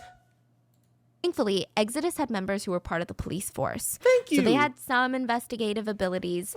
They put together their own rogue mission, and they flew to Hong Kong, waited until the female followers landed in Hong Kong, and literally stalked them. Oh. Because they led them right to Jung. Oh, wow. Yeah, they're like bounty hunters, except they weren't getting paid. So they arrive at Jung's hideout in the mountains in Hong Kong. It's a very remote area surrounded by fields and forests. The Exodus team knew that they couldn't go in on their own. They were outnumbered. So they needed to stake out the area and come up with a plan. They climb up the mountains near the back of the house, and they could see through the windows. He was already in bed assaulting the 3 women. They immediately call the Hong Kong immigration officers. They're like, this is proof he's assaulting people right now in Hong Kong. And they said, okay, we're going to send out a full team the very next morning to arrest Jung. Exodus is so excited, but they want to make sure that there's no chance that Jung is going to get away. When was this? 2003. 2003. I know. This is a long time ago. Because he gets arrested in 2022. It's a long week. Wow. I feel like this person, I don't even want to call him, I don't know what to call him, but he's lived like 20 million lives and all of them are horrendous. He's the devil himself. He is Yes, the devil. literally. He is Literally the devil that just keeps reincarnating, coming back. I don't know. So the next morning, Exodus is like, well, we got to show up because there's no way we're going to let the Hong Kong authorities not arrest this guy. So they come the next morning and they have all their filming gear. They climb up to the back of the mountain. They're trying to make sure that Jung doesn't try to escape through the back of the house and up the mountain. But instead, they stumble upon Jung before the Hong Kong authorities get there. What? And he's sitting under this mosquito net. And there were the 3 victims from South Korea there. They were wearing bikinis. And Jung's pants are literally around his ankles. Niggas just Professor meat Kim out. literally caught him red-handed. Meat They were recording out. all of this, by the way. And the Exodus members who took the video said that they were just so stunned. I mean, Jung was stunned too. But the one with the camera said he had been working with Exodus for a while and he was for years expecting this malicious cult leader, a serial rapist, someone so dangerous, so frightening. He was on Interpol's most wanted list. He would have been intimidated by seeing him. He should have felt scared. And it's just a nigga with his dick out. With the camera shoved in Jung's face, he was nothing but like this old, sleazy ajushi that looked so cowardly and pathetic. He had his pants around his ankles, literally, and he seemed scared to come out of the mosquito net. You're caught. So then he finally got out, pulled his pants up, and he starts trying to hit the cameraman, maybe in hopes to get rid of the camera footage. He's like hitting the camera, smacking it around, but the cameraman just hits him right back. He's like, don't touch me. Like what? Don't touch the And he camera. starts stumbling back to his house. Jung runs back to his house screaming, you hit me, like a little child. Exodus members were in so much shock. They had flown to Hong Kong to take down this serial rapist, and they couldn't believe that on top of all the other horrible things that Jung was, he was a miserable coward. But at least the nightmare was over. Is it? They had him pinned down. They waited for authorities, and Hong Kong authorities took him away in handcuffs. He had been arrested. He was done for. Even all the headlines in Hong Kong read, crazed cult leader arrested for crimes. Crazed cult leader found in mountains. There was a literal video of him with his pants around his ankles. He was going to pay for his crimes. Jung hired a high-profile lawyer, paid $100,000 for bail, and was released. He instantly fled to mainland China illegally without a passport.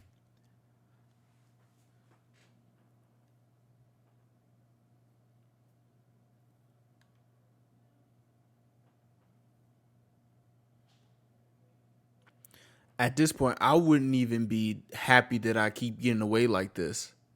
'Cause what?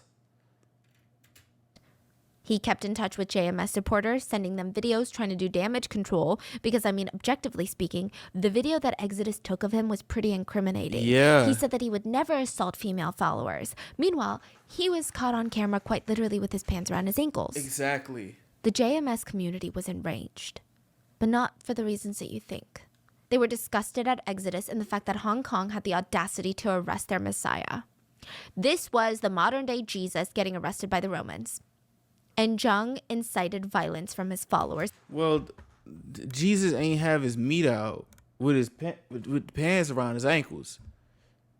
Jesus ain't do that. Stop bringing Jesus into this. And you told everybody to forget Jesus, JMS.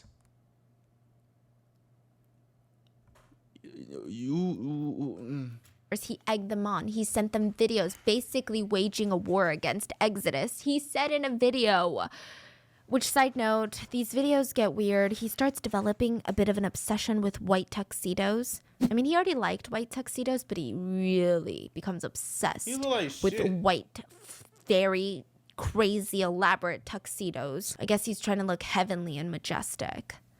But he said, I was betrayed. Disloyal, evil people cannot exist. Jesus said that to me himself. There is no war without casualties, and some killings are absolutely necessary. That is what the Lord has told me. JMS members were out for blood now. JMS starts hunting down members of Exodus, following them, threatening them, terrorizing them. They were able to find them because... well, I'll get into that in a second. But their first target was the Exodus law student that had flown to Hong Kong to arrest Jung. He came home to his apartment building one day, and it's just like this small little entrance. Like, think of your Asian apartment buildings. There's no receptionist desk. There's no front lobby. It's just a door and a motion sensor light and then stairs, and you go to your unit. The front motion sensor light wasn't on that night. Okay, that's weird, but maybe it's broken. He starts walking up the steps, and there should be another motion sensor light that turns on, but it doesn't turn on either. He's cloaked in darkness, and that's when he sees a group of people descend down the stairs and attack him with a steel pipe. They're holding like a shiny steel pipe. He thankfully had his law textbook, and he used it to shield his face. He and the attackers tumble down the staircase. He runs out onto the street where there's street lights, CCTV cameras, and the followers, they get scared and they run off. He survived. The injuries weren't that bad, but this was just a practice round for JMS. It wasn't the law student they were after. It was Professor Kim. Professor Kim was pretty careful once he realized how serious JMS was. You know, they're willing to go to the ends of the earth to defend a rapist. He took necessary precautions. He stopped visiting friends, family. He was worried that they would be targeted for their association with him. He remembered emotionally telling his parents, I can't see you guys for a while. You have to be careful. He would constantly call them, nagging them. One evening, Professor Kim was on the phone with his dad.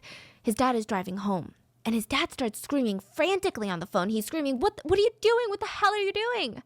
Bruh. Professor Kim is screaming, asking, what's going on? Dad, what's going on? There's no response.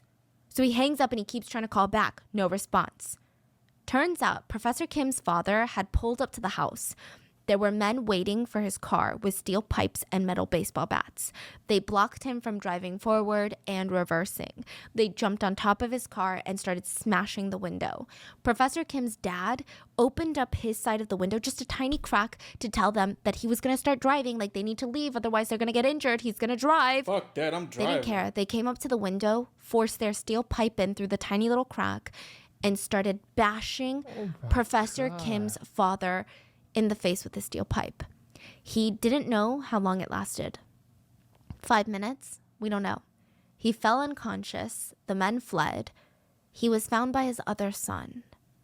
And the image of Professor Kim's father would be burned inside of his memory forever. Oh. He said that his dad had a hole in his face the size of a baseball. Oh. He was lucky to be alive. He was permanently disfigured from this attack. They broke almost all of his facial bones. His mouth would forever be twisted to one side, and one of his eyes would never close again. When he was first brought to the hospital, they were shocked that he was even alive because of that hole in his face. Professor Kim's brother was so traumatized. The doctor said that all the veins on the left side of Professor Kim's father's face had been completely severed.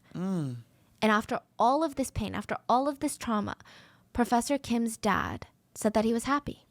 What? He said, had it not been me, it would have been you, son. I'm happy it happened to me instead. And I thank God every day that I was attacked instead of you. Oh my God, that breaks my heart, bro. This nigga gotta die. Like, fool. I pray to the high heavens that nothing like this will ever happen to anybody I know, that won't happen to me, won't happen to anybody that surrounding me. I hope nothing like this happens to you guys. This is great, dog.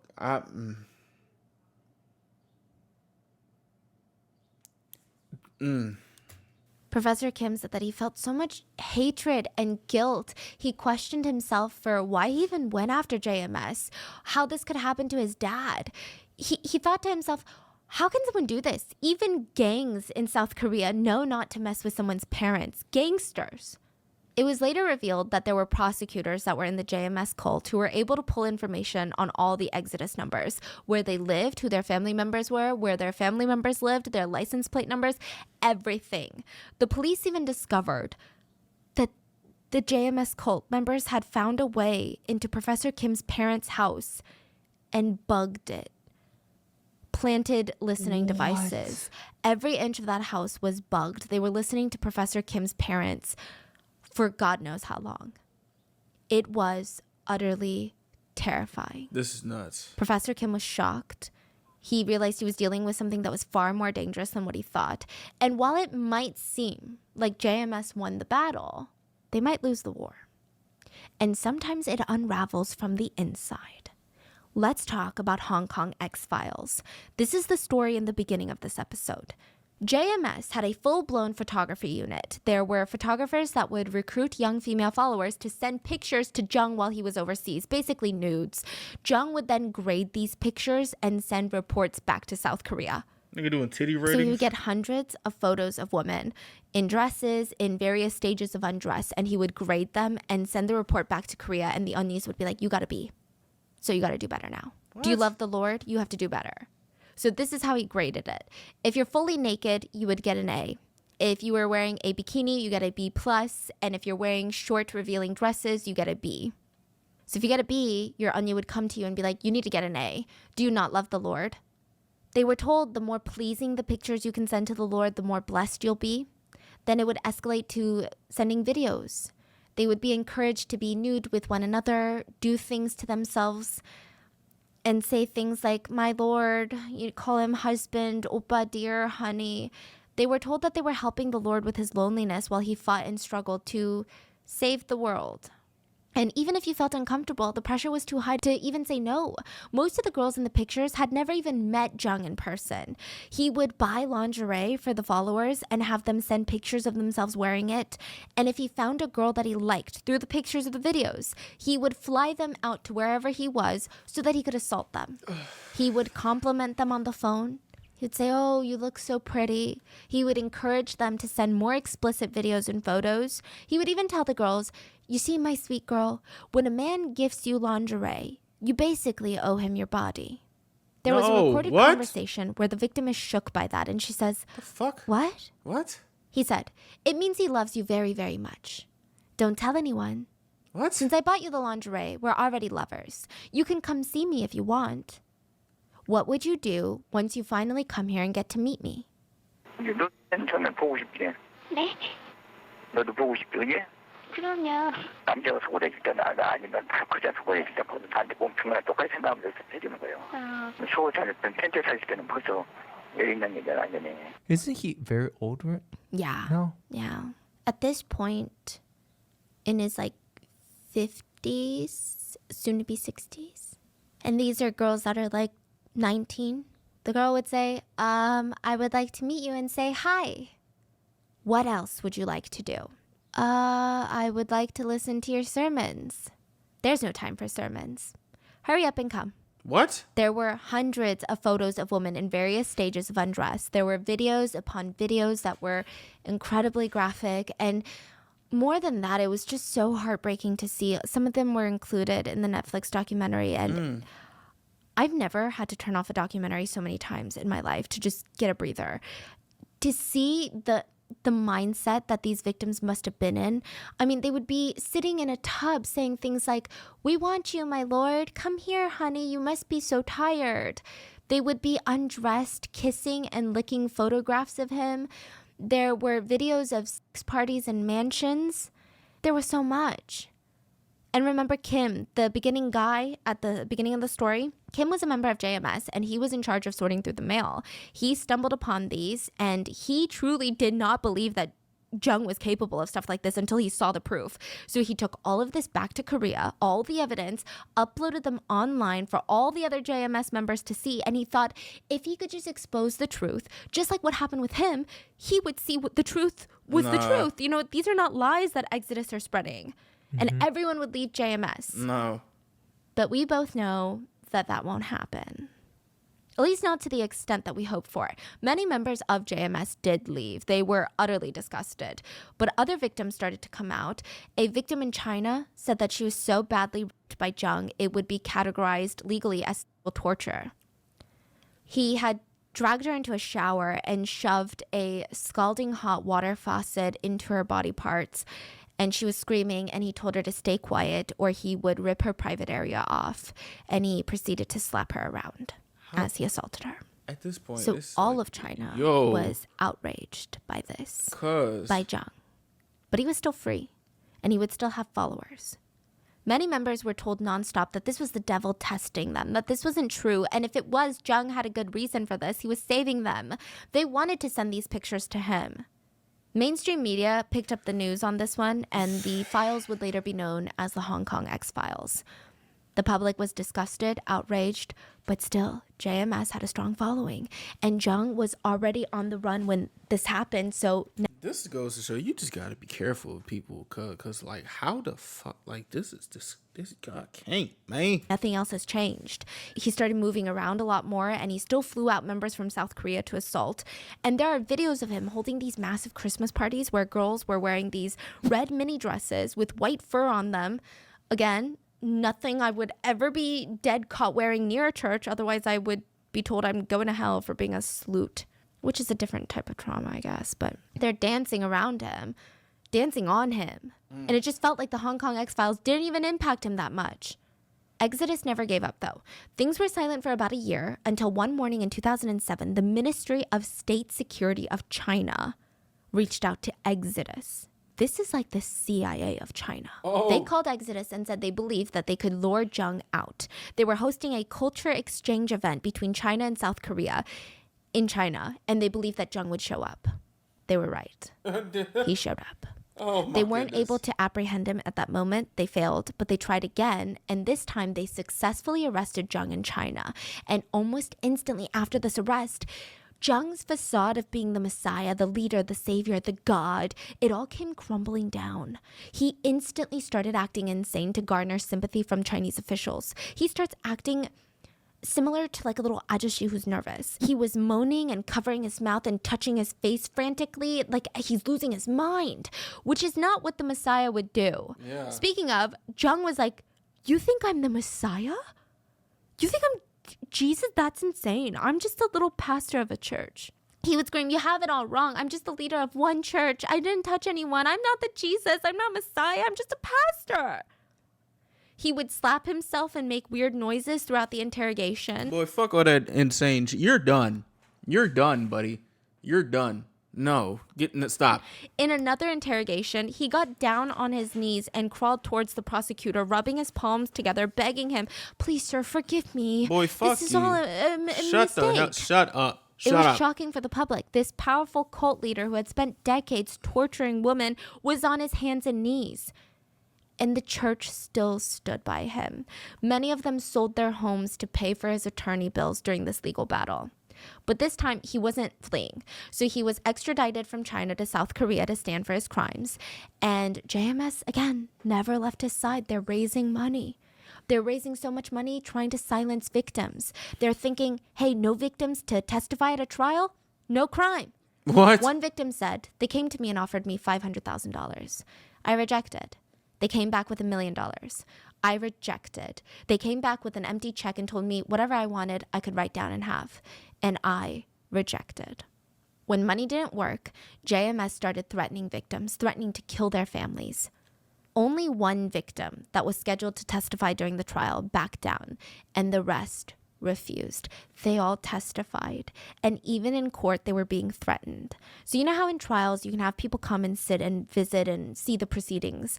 JMS had known bodyguards, basically, the one that would beat people up and track people down. They were in the courtroom trying to intimidate the victims while they were testifying. The judge didn't see this? It did not work. The women fought to gain their strength back, and now there's no stopping a woman like that. There just isn't. When Zhang realized he had made a grave mistake, he made one last pathetic attempt to stop the proceedings. While a victim was testifying, Zhang starts convulsing and foaming at the mouth, screaming, "I can't breathe." Paramedics rush in. He's completely fine. He also took the stand at the trial and he said a lot of wild things. He said, I never raped anyone. There was this one incident, I remember, where naked followers approached me and they forcibly took my clothes off. And all I did was hug them in that moment, but no penetration, I swear. This next part is really heartbreaking, but he admitted during the trial publicly that he was not the Messiah and he claimed that he never said he was. Just this lying. was shocking to his followers. Even the ones who had given up everything to help him fight the legal battles, they thought, why would he say that? Why would he do that? Jesus would never do that. The real Messiah would never deny who he is. They gave up everything for the man that he believed to be the Messiah, and he was slapping them in the face by saying that he wasn't. One follower was so devastated because I think the reality came crushing down on her. She threw herself off a building and took her own life. My God. So remember, these are all victims. They had Fool. dedicated most of their lives. They had ruined their families, their interpersonal relationships. They had never gotten married, never dated. They had no social life, no family. They gave up everything, all their money, for this man that they believed is the Messiah. They believed that they had a purpose and they were doing good. Turns out he was a rapist and a coward. I just can't imagine how you even come to terms with that. In 2009, at 63 years old, Jung was sentenced to 10 years in prison. Only 10 years. After thousands of victims, 10 years. After decades of traumatizing generations of people, torturing them, all the damage he had caused, 10 years. It wasn't fair. People thought that he should die in prison for what he did. Yeah. But at least they hoped, you know what? Okay, he's going to go to prison. JMS is going to collapse. No. He was thrown in prison in 2009. Now, if you guys watched the Netflix documentary or saw the trailer, there is one victim who was kind of the center of the story. Mm-hmm. Her name is Maple. Aww. Jung was thrown in prison in 2009. Maple would join the church in 2012. What? It's still going on? And she would be raped by Jung How? countless times. How? She joined the church while he was in prison, and she was visiting him as a devout follower. She didn't believe the rumors. You know, they were all set up by the devil to test everyone. She believed in Jung's innocence. She believed he was wrongfully convicted. So JMS did not crumble.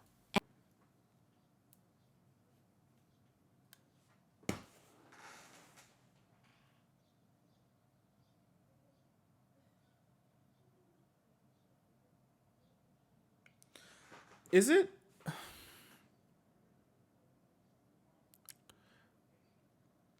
How? Like, just a genuine question. How? How? After seeing all how? I just want to know, how do you still join? I don't. He said he wasn't the. How, bro? How? And a new chapter for JMS had started. A new chapter of victims had started. What? JMS followers were still active, especially online after his conviction. They were online spouting this narrative that the current media environment is toxic towards all religion. They argued that Jung was being prosecuted for being good because mainstream media doesn't like religion right now. They said even if a religious movement has only positive effects in the lives of young people, the media is going to continue to categorize every religious group as dangerous or manipulative.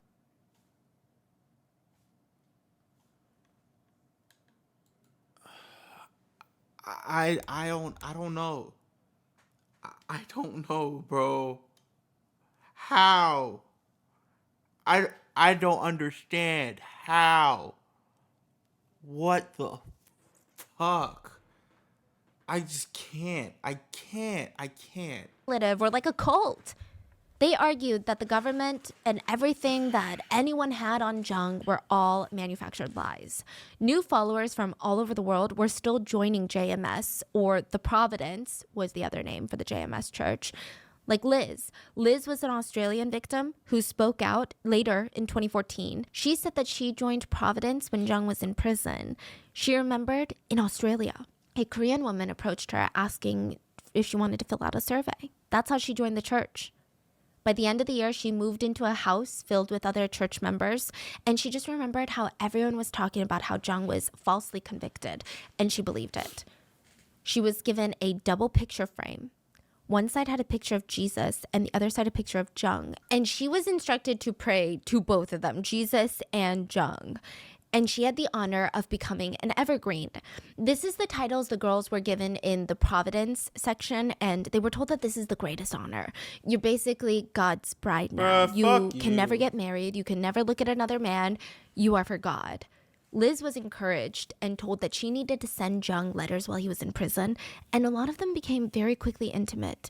She ended up sending pictures of herself in bikinis. She recalled Jung would write back to her saying things like, "Women are more beautiful when they're naked." He told her that her pale white skin aroused him. So Liz was eventually asked to fly to South Korea and visit Jung while he was in prison, and she did. I know what you're thinking. Liz visited a convicted serial rapist and molester in prison. But two things to remember, because I see a lot of people victim blaming with this case. Liz is a victim. She was indoctrinated, taken advantage of. Groups like this, they can spot a weakness from a mile away, and they're going to use it to their advantage to convince you that what you're doing is right for you, the family, the world. And the second thing is, why the fuck is prison letting him have young female visitors to begin with? Yeah, like what? I don't understand that. Why is he What? even allowed to receive nude and or bikini photos from young women? But he was.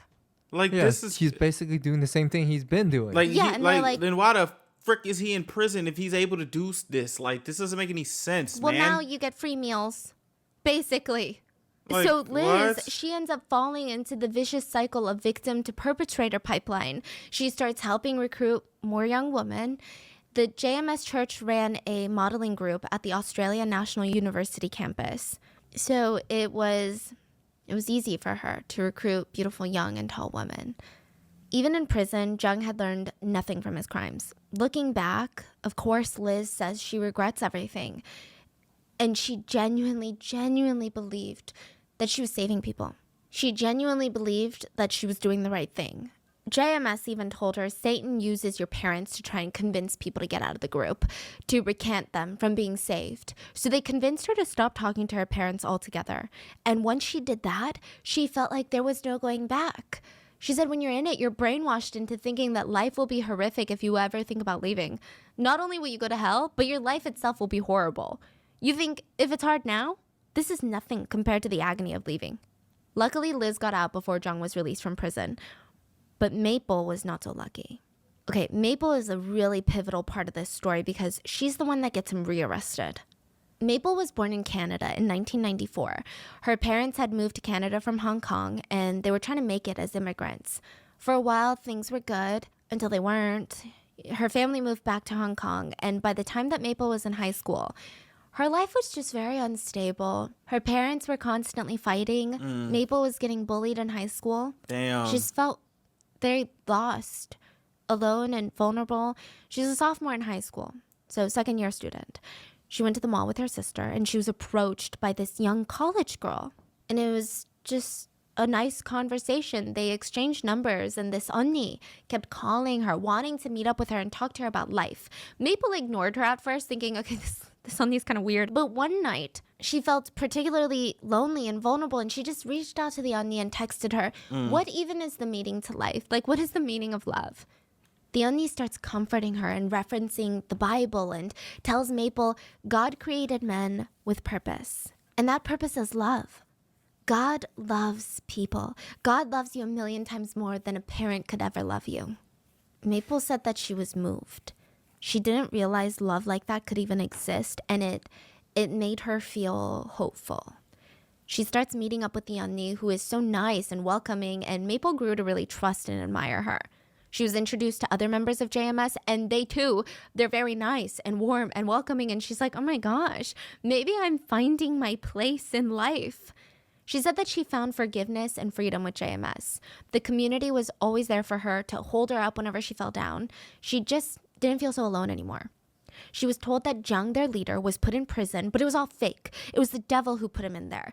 They told her that Jung was in prison to bear the sins of mankind. He was doing it for us. He was sacrificing himself for mankind. And that is true love. How y'all just gonna lie like that? Like, there's literally a reason why he was arrested. There's literally video proof with his pants around his ankles. He literally said he's not the Messiah. But this is all lies. Sure. Like, what? Side note, while in prison, Jung did request some very, very odd things from his followers. His inmate number was 1178. So he's inmate 1178, right? Just a random systematic number. And he told his followers, if you pray at 1 a.m., 1 p.m., 7 p.m., your life will be 8 times better.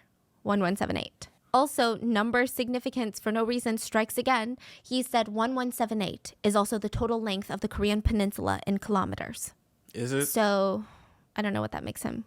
Mr. Korea? I don't know. Okay, I digress. So, like Liz, Maple remembers early on the members were asking her to take pictures of herself in her bikini to send to Jung while he's in prison. It started off really slow. Her auntie asked her to come swimming with her. And while they're goofing around in their bikinis swimming, she's like, let's take pictures to send to Jung. But then the pictures got more and more scandalous, and Maple just remembers being confused, and things were escalating so quickly she felt like she couldn't say no, and nobody else around her seemed alarmed. Maple tried to reason with herself. These are for the Lord who loves me and already knows everything about me, so it can't be bad. What? She remembers telling JMS members that she never lived a clean life. She said that recently she had drank and smoked because she just wanted to get rid of her life problems. She was a sinner, and JMS was like, no, love the Lord with a pure heart now. You will be purified once you meet the Lord. And with that, See, this is just like the thing, like taking advantage of vulnerable people. That just adds another strike. I said strike 1 at the beginning, but we're on like strike 1178 at this point. Cause what? she was requested to visit Jung in prison. She just remembered being so happy. This was like the opportunity of a lifetime. She was reminded over and over again by everyone, not everyone gets to see him in prison. You should be grateful. She remembers crying because she felt so moved by him. She started visiting him frequently while he was in prison, and she would just cry and pray with him. She would cry, dear God, our dear Lord is suffering so much in prison for all of us, for all of mankind, for all of our sins. I will spread the word to more people. So please, please just let the Lord be released soon. Please. Bruh. Her true nightmare would begin when Jung was released. Oh my god. In 2018, Jung was released at 73 years old. He was put on the sex offenders list and was ordered to wear an electronic anklet for 7 years, which he compared the electronic anklet to the nail that crucified Jesus Christ. How? Professor Kim was devastated when he was released. The founder of Exodus, he said, it felt like a monster had escaped from a zoo. Far more dangerous than a tiger or a lion, had broken out of its cage Or a and bear. was released back into the world. After his release, he goes back to his mountain compound where his followers are eagerly waiting for him. They had welcome banners for him. They cried. They performed dances and songs that they had been prepping for him for the past couple of years. At this point, Maple had been a part of JMS for 6 years when he's released. She is a devout follower at this point, and she quickly becomes one of Jung's favorites, like one of his right-hand women. Of course she She's did. constantly being rewarded. She was forced to dance and sing at massive events. She was kind of like a local celebrity inside of JMS. Jung acted like no time had passed since he had been in prison. He went straight back to preaching and assaulting. Honestly, I think he became a bit more unhinged compared to before he went to prison. What do you mean? Maple did everything in her power to be someone that Jung and JMS would be proud of. And one day it seemed like her efforts were paying off. She was asked to keep Jung company one night in his residence. Her auntie told her, you'll be sleeping here tonight to take care of the Lord. I have some things I need to tend to. She obliged. She showered, got dressed in her PJs, set up a blanket on the ground in Jung's bedroom because that's what she was told. And she laid down on the floor, and she thought it was weird. You know, it was kind of intimidating that she was going to be alone with him in the room, but she would do anything for him, like he's the Lord. So she falls asleep and wakes up to Jung touching her. She was paralyzed with fear, and he starts touching her everywhere, and he digitally assaults her. And he told her, God is here. God is giving you his love. God loves you. God has chosen you, but you cannot tell your father because he might misunderstand. Maple recalls what happened on the Netflix documentary, and you can just see how hard it is for her to even tell these stories, to like think back in that moment, and it's just really heartbreaking to watch. She would later ask the auntie, like, what happened? I'm so confused. This happened that night that I was alone with him. And she was told, can't you see, Maple? He adores you so much. You're just so pretty. And Maple's like, I think I might leave. Listen to me. I left you with him on purpose. I was trying to give you a chance to be loved, a chance to get closer to the Lord. Maple is like, oh, well, I'm confused and embarrassed because maybe she's right. I should feel lucky that the Lord loves me. I mean, most people would die to be loved by the Lord. Okay, so Maple stuck around. She was invited back to his residence, and over the next few years, she would be continuously raped by him. The first time it happened, Jung announced that the two of them were going to be praying together inside of his bedroom, but instead he kept calling her beautiful, and he instructed her, and I quote, "Get on all fours on the floor like a cat." Bro, what? Maple was too scared to say no at this point. You know, she had been in JMS for almost a decade. She's fully indoctrinated in every sense of the word. That night he assaulted her. She was bleeding. It was painful. And all she wanted was for him to stop. And he told her, "You've been ruptured now, and your soul is so big and pretty now. You should never change." Ew. Mabel left confused and disgusted. Yuck. But she was more bro. disgusted about herself. She Why? said she was disgusted for being disgusted because What? this is the Messiah. Bro, Whenever she felt traumatized or upset about what happened, about what he did to her, she would convince herself she's feeling these things because she's unworthy of love from the Lord. In the documentary, I had to turn it off in so many points. Watching Maple sob while she talked about how she blamed herself, I have never in my life watched a documentary and wanted to jump through the screen so bad and hug someone and then go hunt someone down and punch them in the face so badly. More than punch. She literally said she begged God every day to give her the ability to love this old, disgusting man. Ugh. I mean, think about it. He's in his 70s. He's creepy. He's scary. She was praying to be able to love him the way that she felt like she needed to. She started punishing herself when she couldn't. She started self-harming. She was in pain from the assaults, but then she would get mad at herself when she was conflicted. And she cries out in the interview, "He's disgusting. I hate everything about him, from his personality to his looks.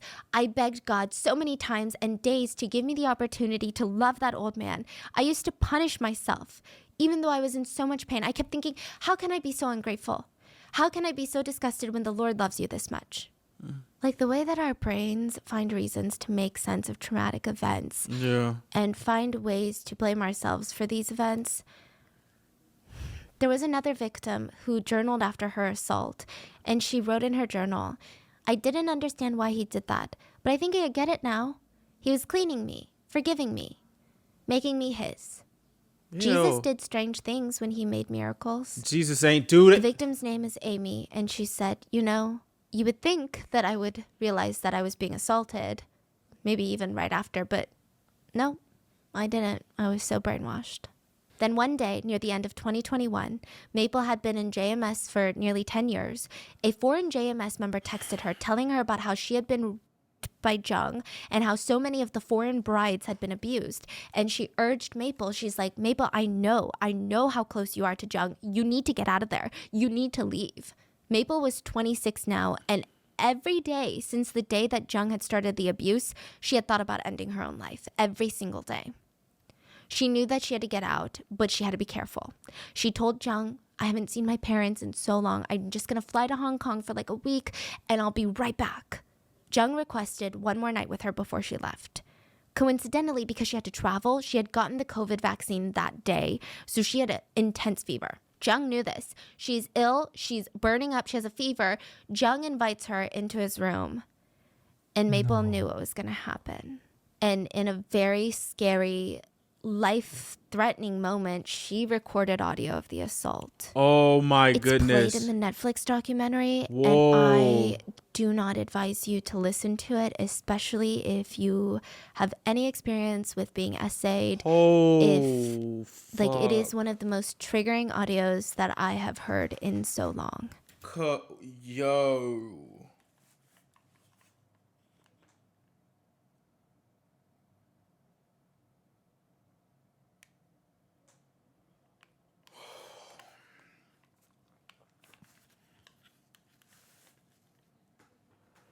This nigga needs to die. The translated transcript reads something like this. And side note, during the audio, you can hear Maple whimpering in fear, and you can hear slapping noises. Basically, you can hear the assault. Jung tells her, hug me tighter, say you love the Lord. This is literally while he's assaulting her. She says, I love the Lord. Touch me here again. It's bigger. It's so amazing when you do that. When a man hugs a woman, he gets so damn hard. There are more slapping sounds. And he continues, you have such white hips. Such white hips. Now, if you watch like the dubbed version on Netflix, or if you just read the translations, it translates to, do you like that? But it's actually so much worse in Korean. He says, you like it so much you're losing your mind, huh?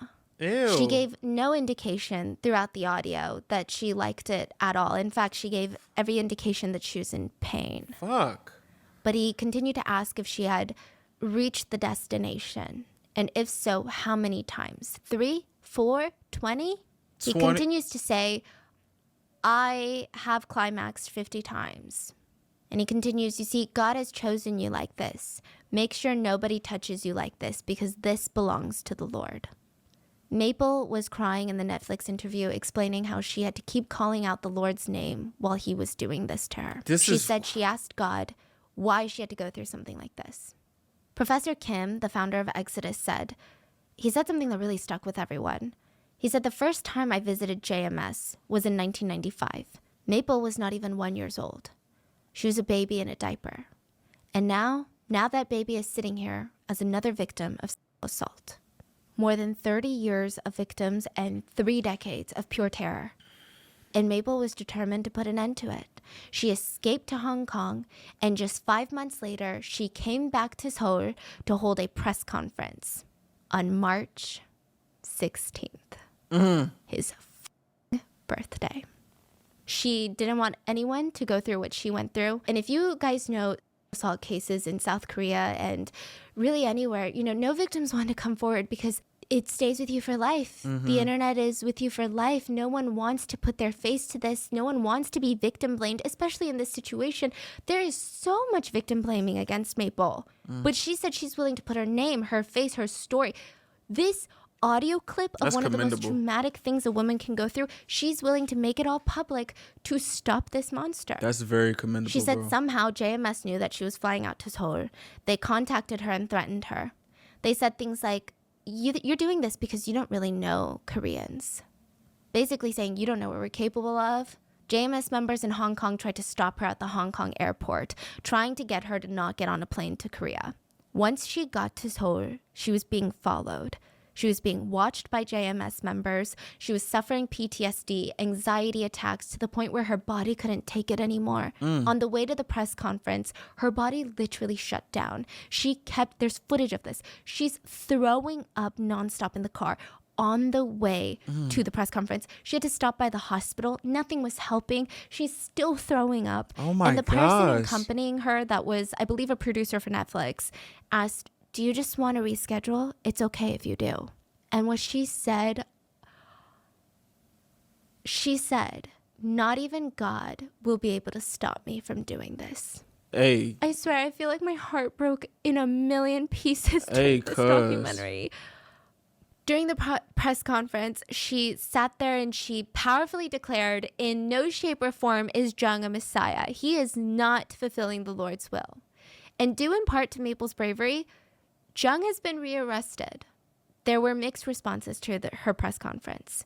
Of course, JMS members believed Maple was working with the devil. She had betrayed everyone, and they worked hard to spread lies about Maple and her family. They were vilifying her, attacking her character, her credibility. They insinuated that she was mentally ill and that she was lashing out. One JMS member said with his whole chest, if this really did indeed happen, she would have left the church and looked for a solution. That's the natural, logical thing to do. But she didn't do that, so we don't think this happened. What? There were other victims that watched the press conference, older victims, and they had been too scared to come forward, and they said, I felt a lot of guilt. I felt like I should have been the one to say something. Maybe if I had done more, if I had said more, if I fought harder, then maybe Maple wouldn't have been a victim. Maple's parents have been supporting her every step of the way. They know that Maple did nothing wrong, and they told her they're so immensely proud of her courage, her morals, her belief, and she's the world to them. In October 2022, Jung was rearrested. Professor Kim sighed a brief breath of relief, but it was bittersweet because his father had just died a few months prior to Jung's rearrest. Rest in peace. So he didn't get to see Jung get rearrested.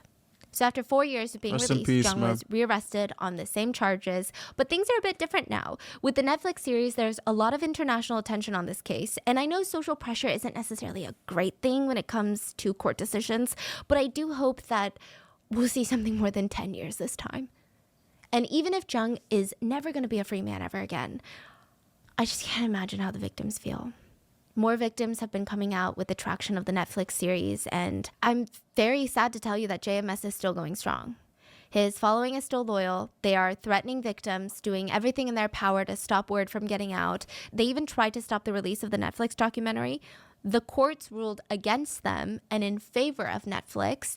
So now they have spread this narrative that the documentary is proof that the media is conspiring against Jung in conjunction with the government. They argue that the Netflix documentary is being released too close to his trial date, and it was strategically trying to take him down. Cho Sung-hyun, the NBC producer that produced the Netflix documentary, said NBC had been wanting to do a documentary on JMS, but they were too scared. Wow. So he brought this to Netflix and asked them so that it would be released under Netflix as an extra layer of protection, which I don't know if it really worked. Side note, the producer, this is not just a job for him.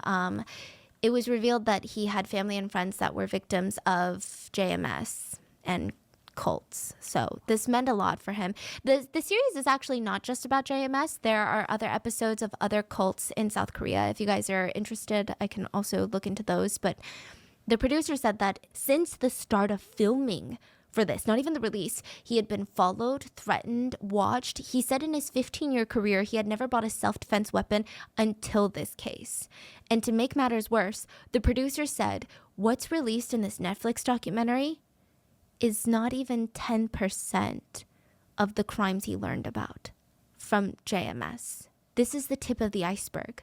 The production teams, the lawyers, they wouldn't allow him to release the other 90% because it was that bad. What? It's just terrifying.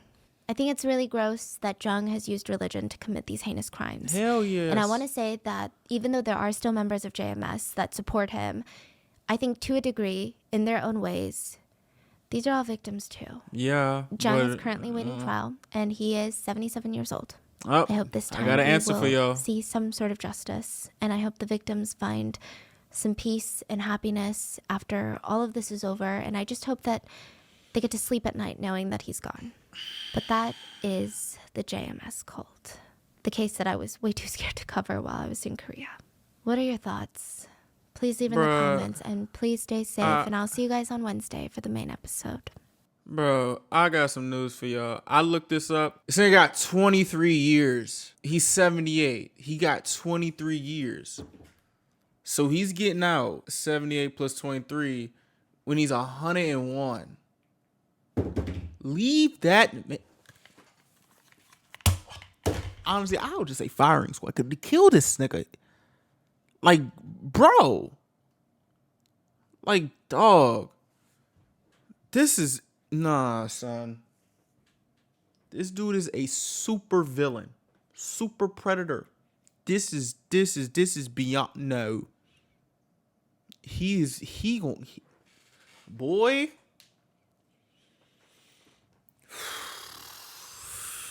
Fuck this nigga, bro. He's going to the depths of, he's going to get his. I can't stand people who use religion and just do shit like this. I don't even like when people use religion just for like monetary gain like that. Like I'm at like this. I got no other words. What do y'all think? I don't. Hey man, if any of y'all JMS people in here, good, cause I ain't got no words for you.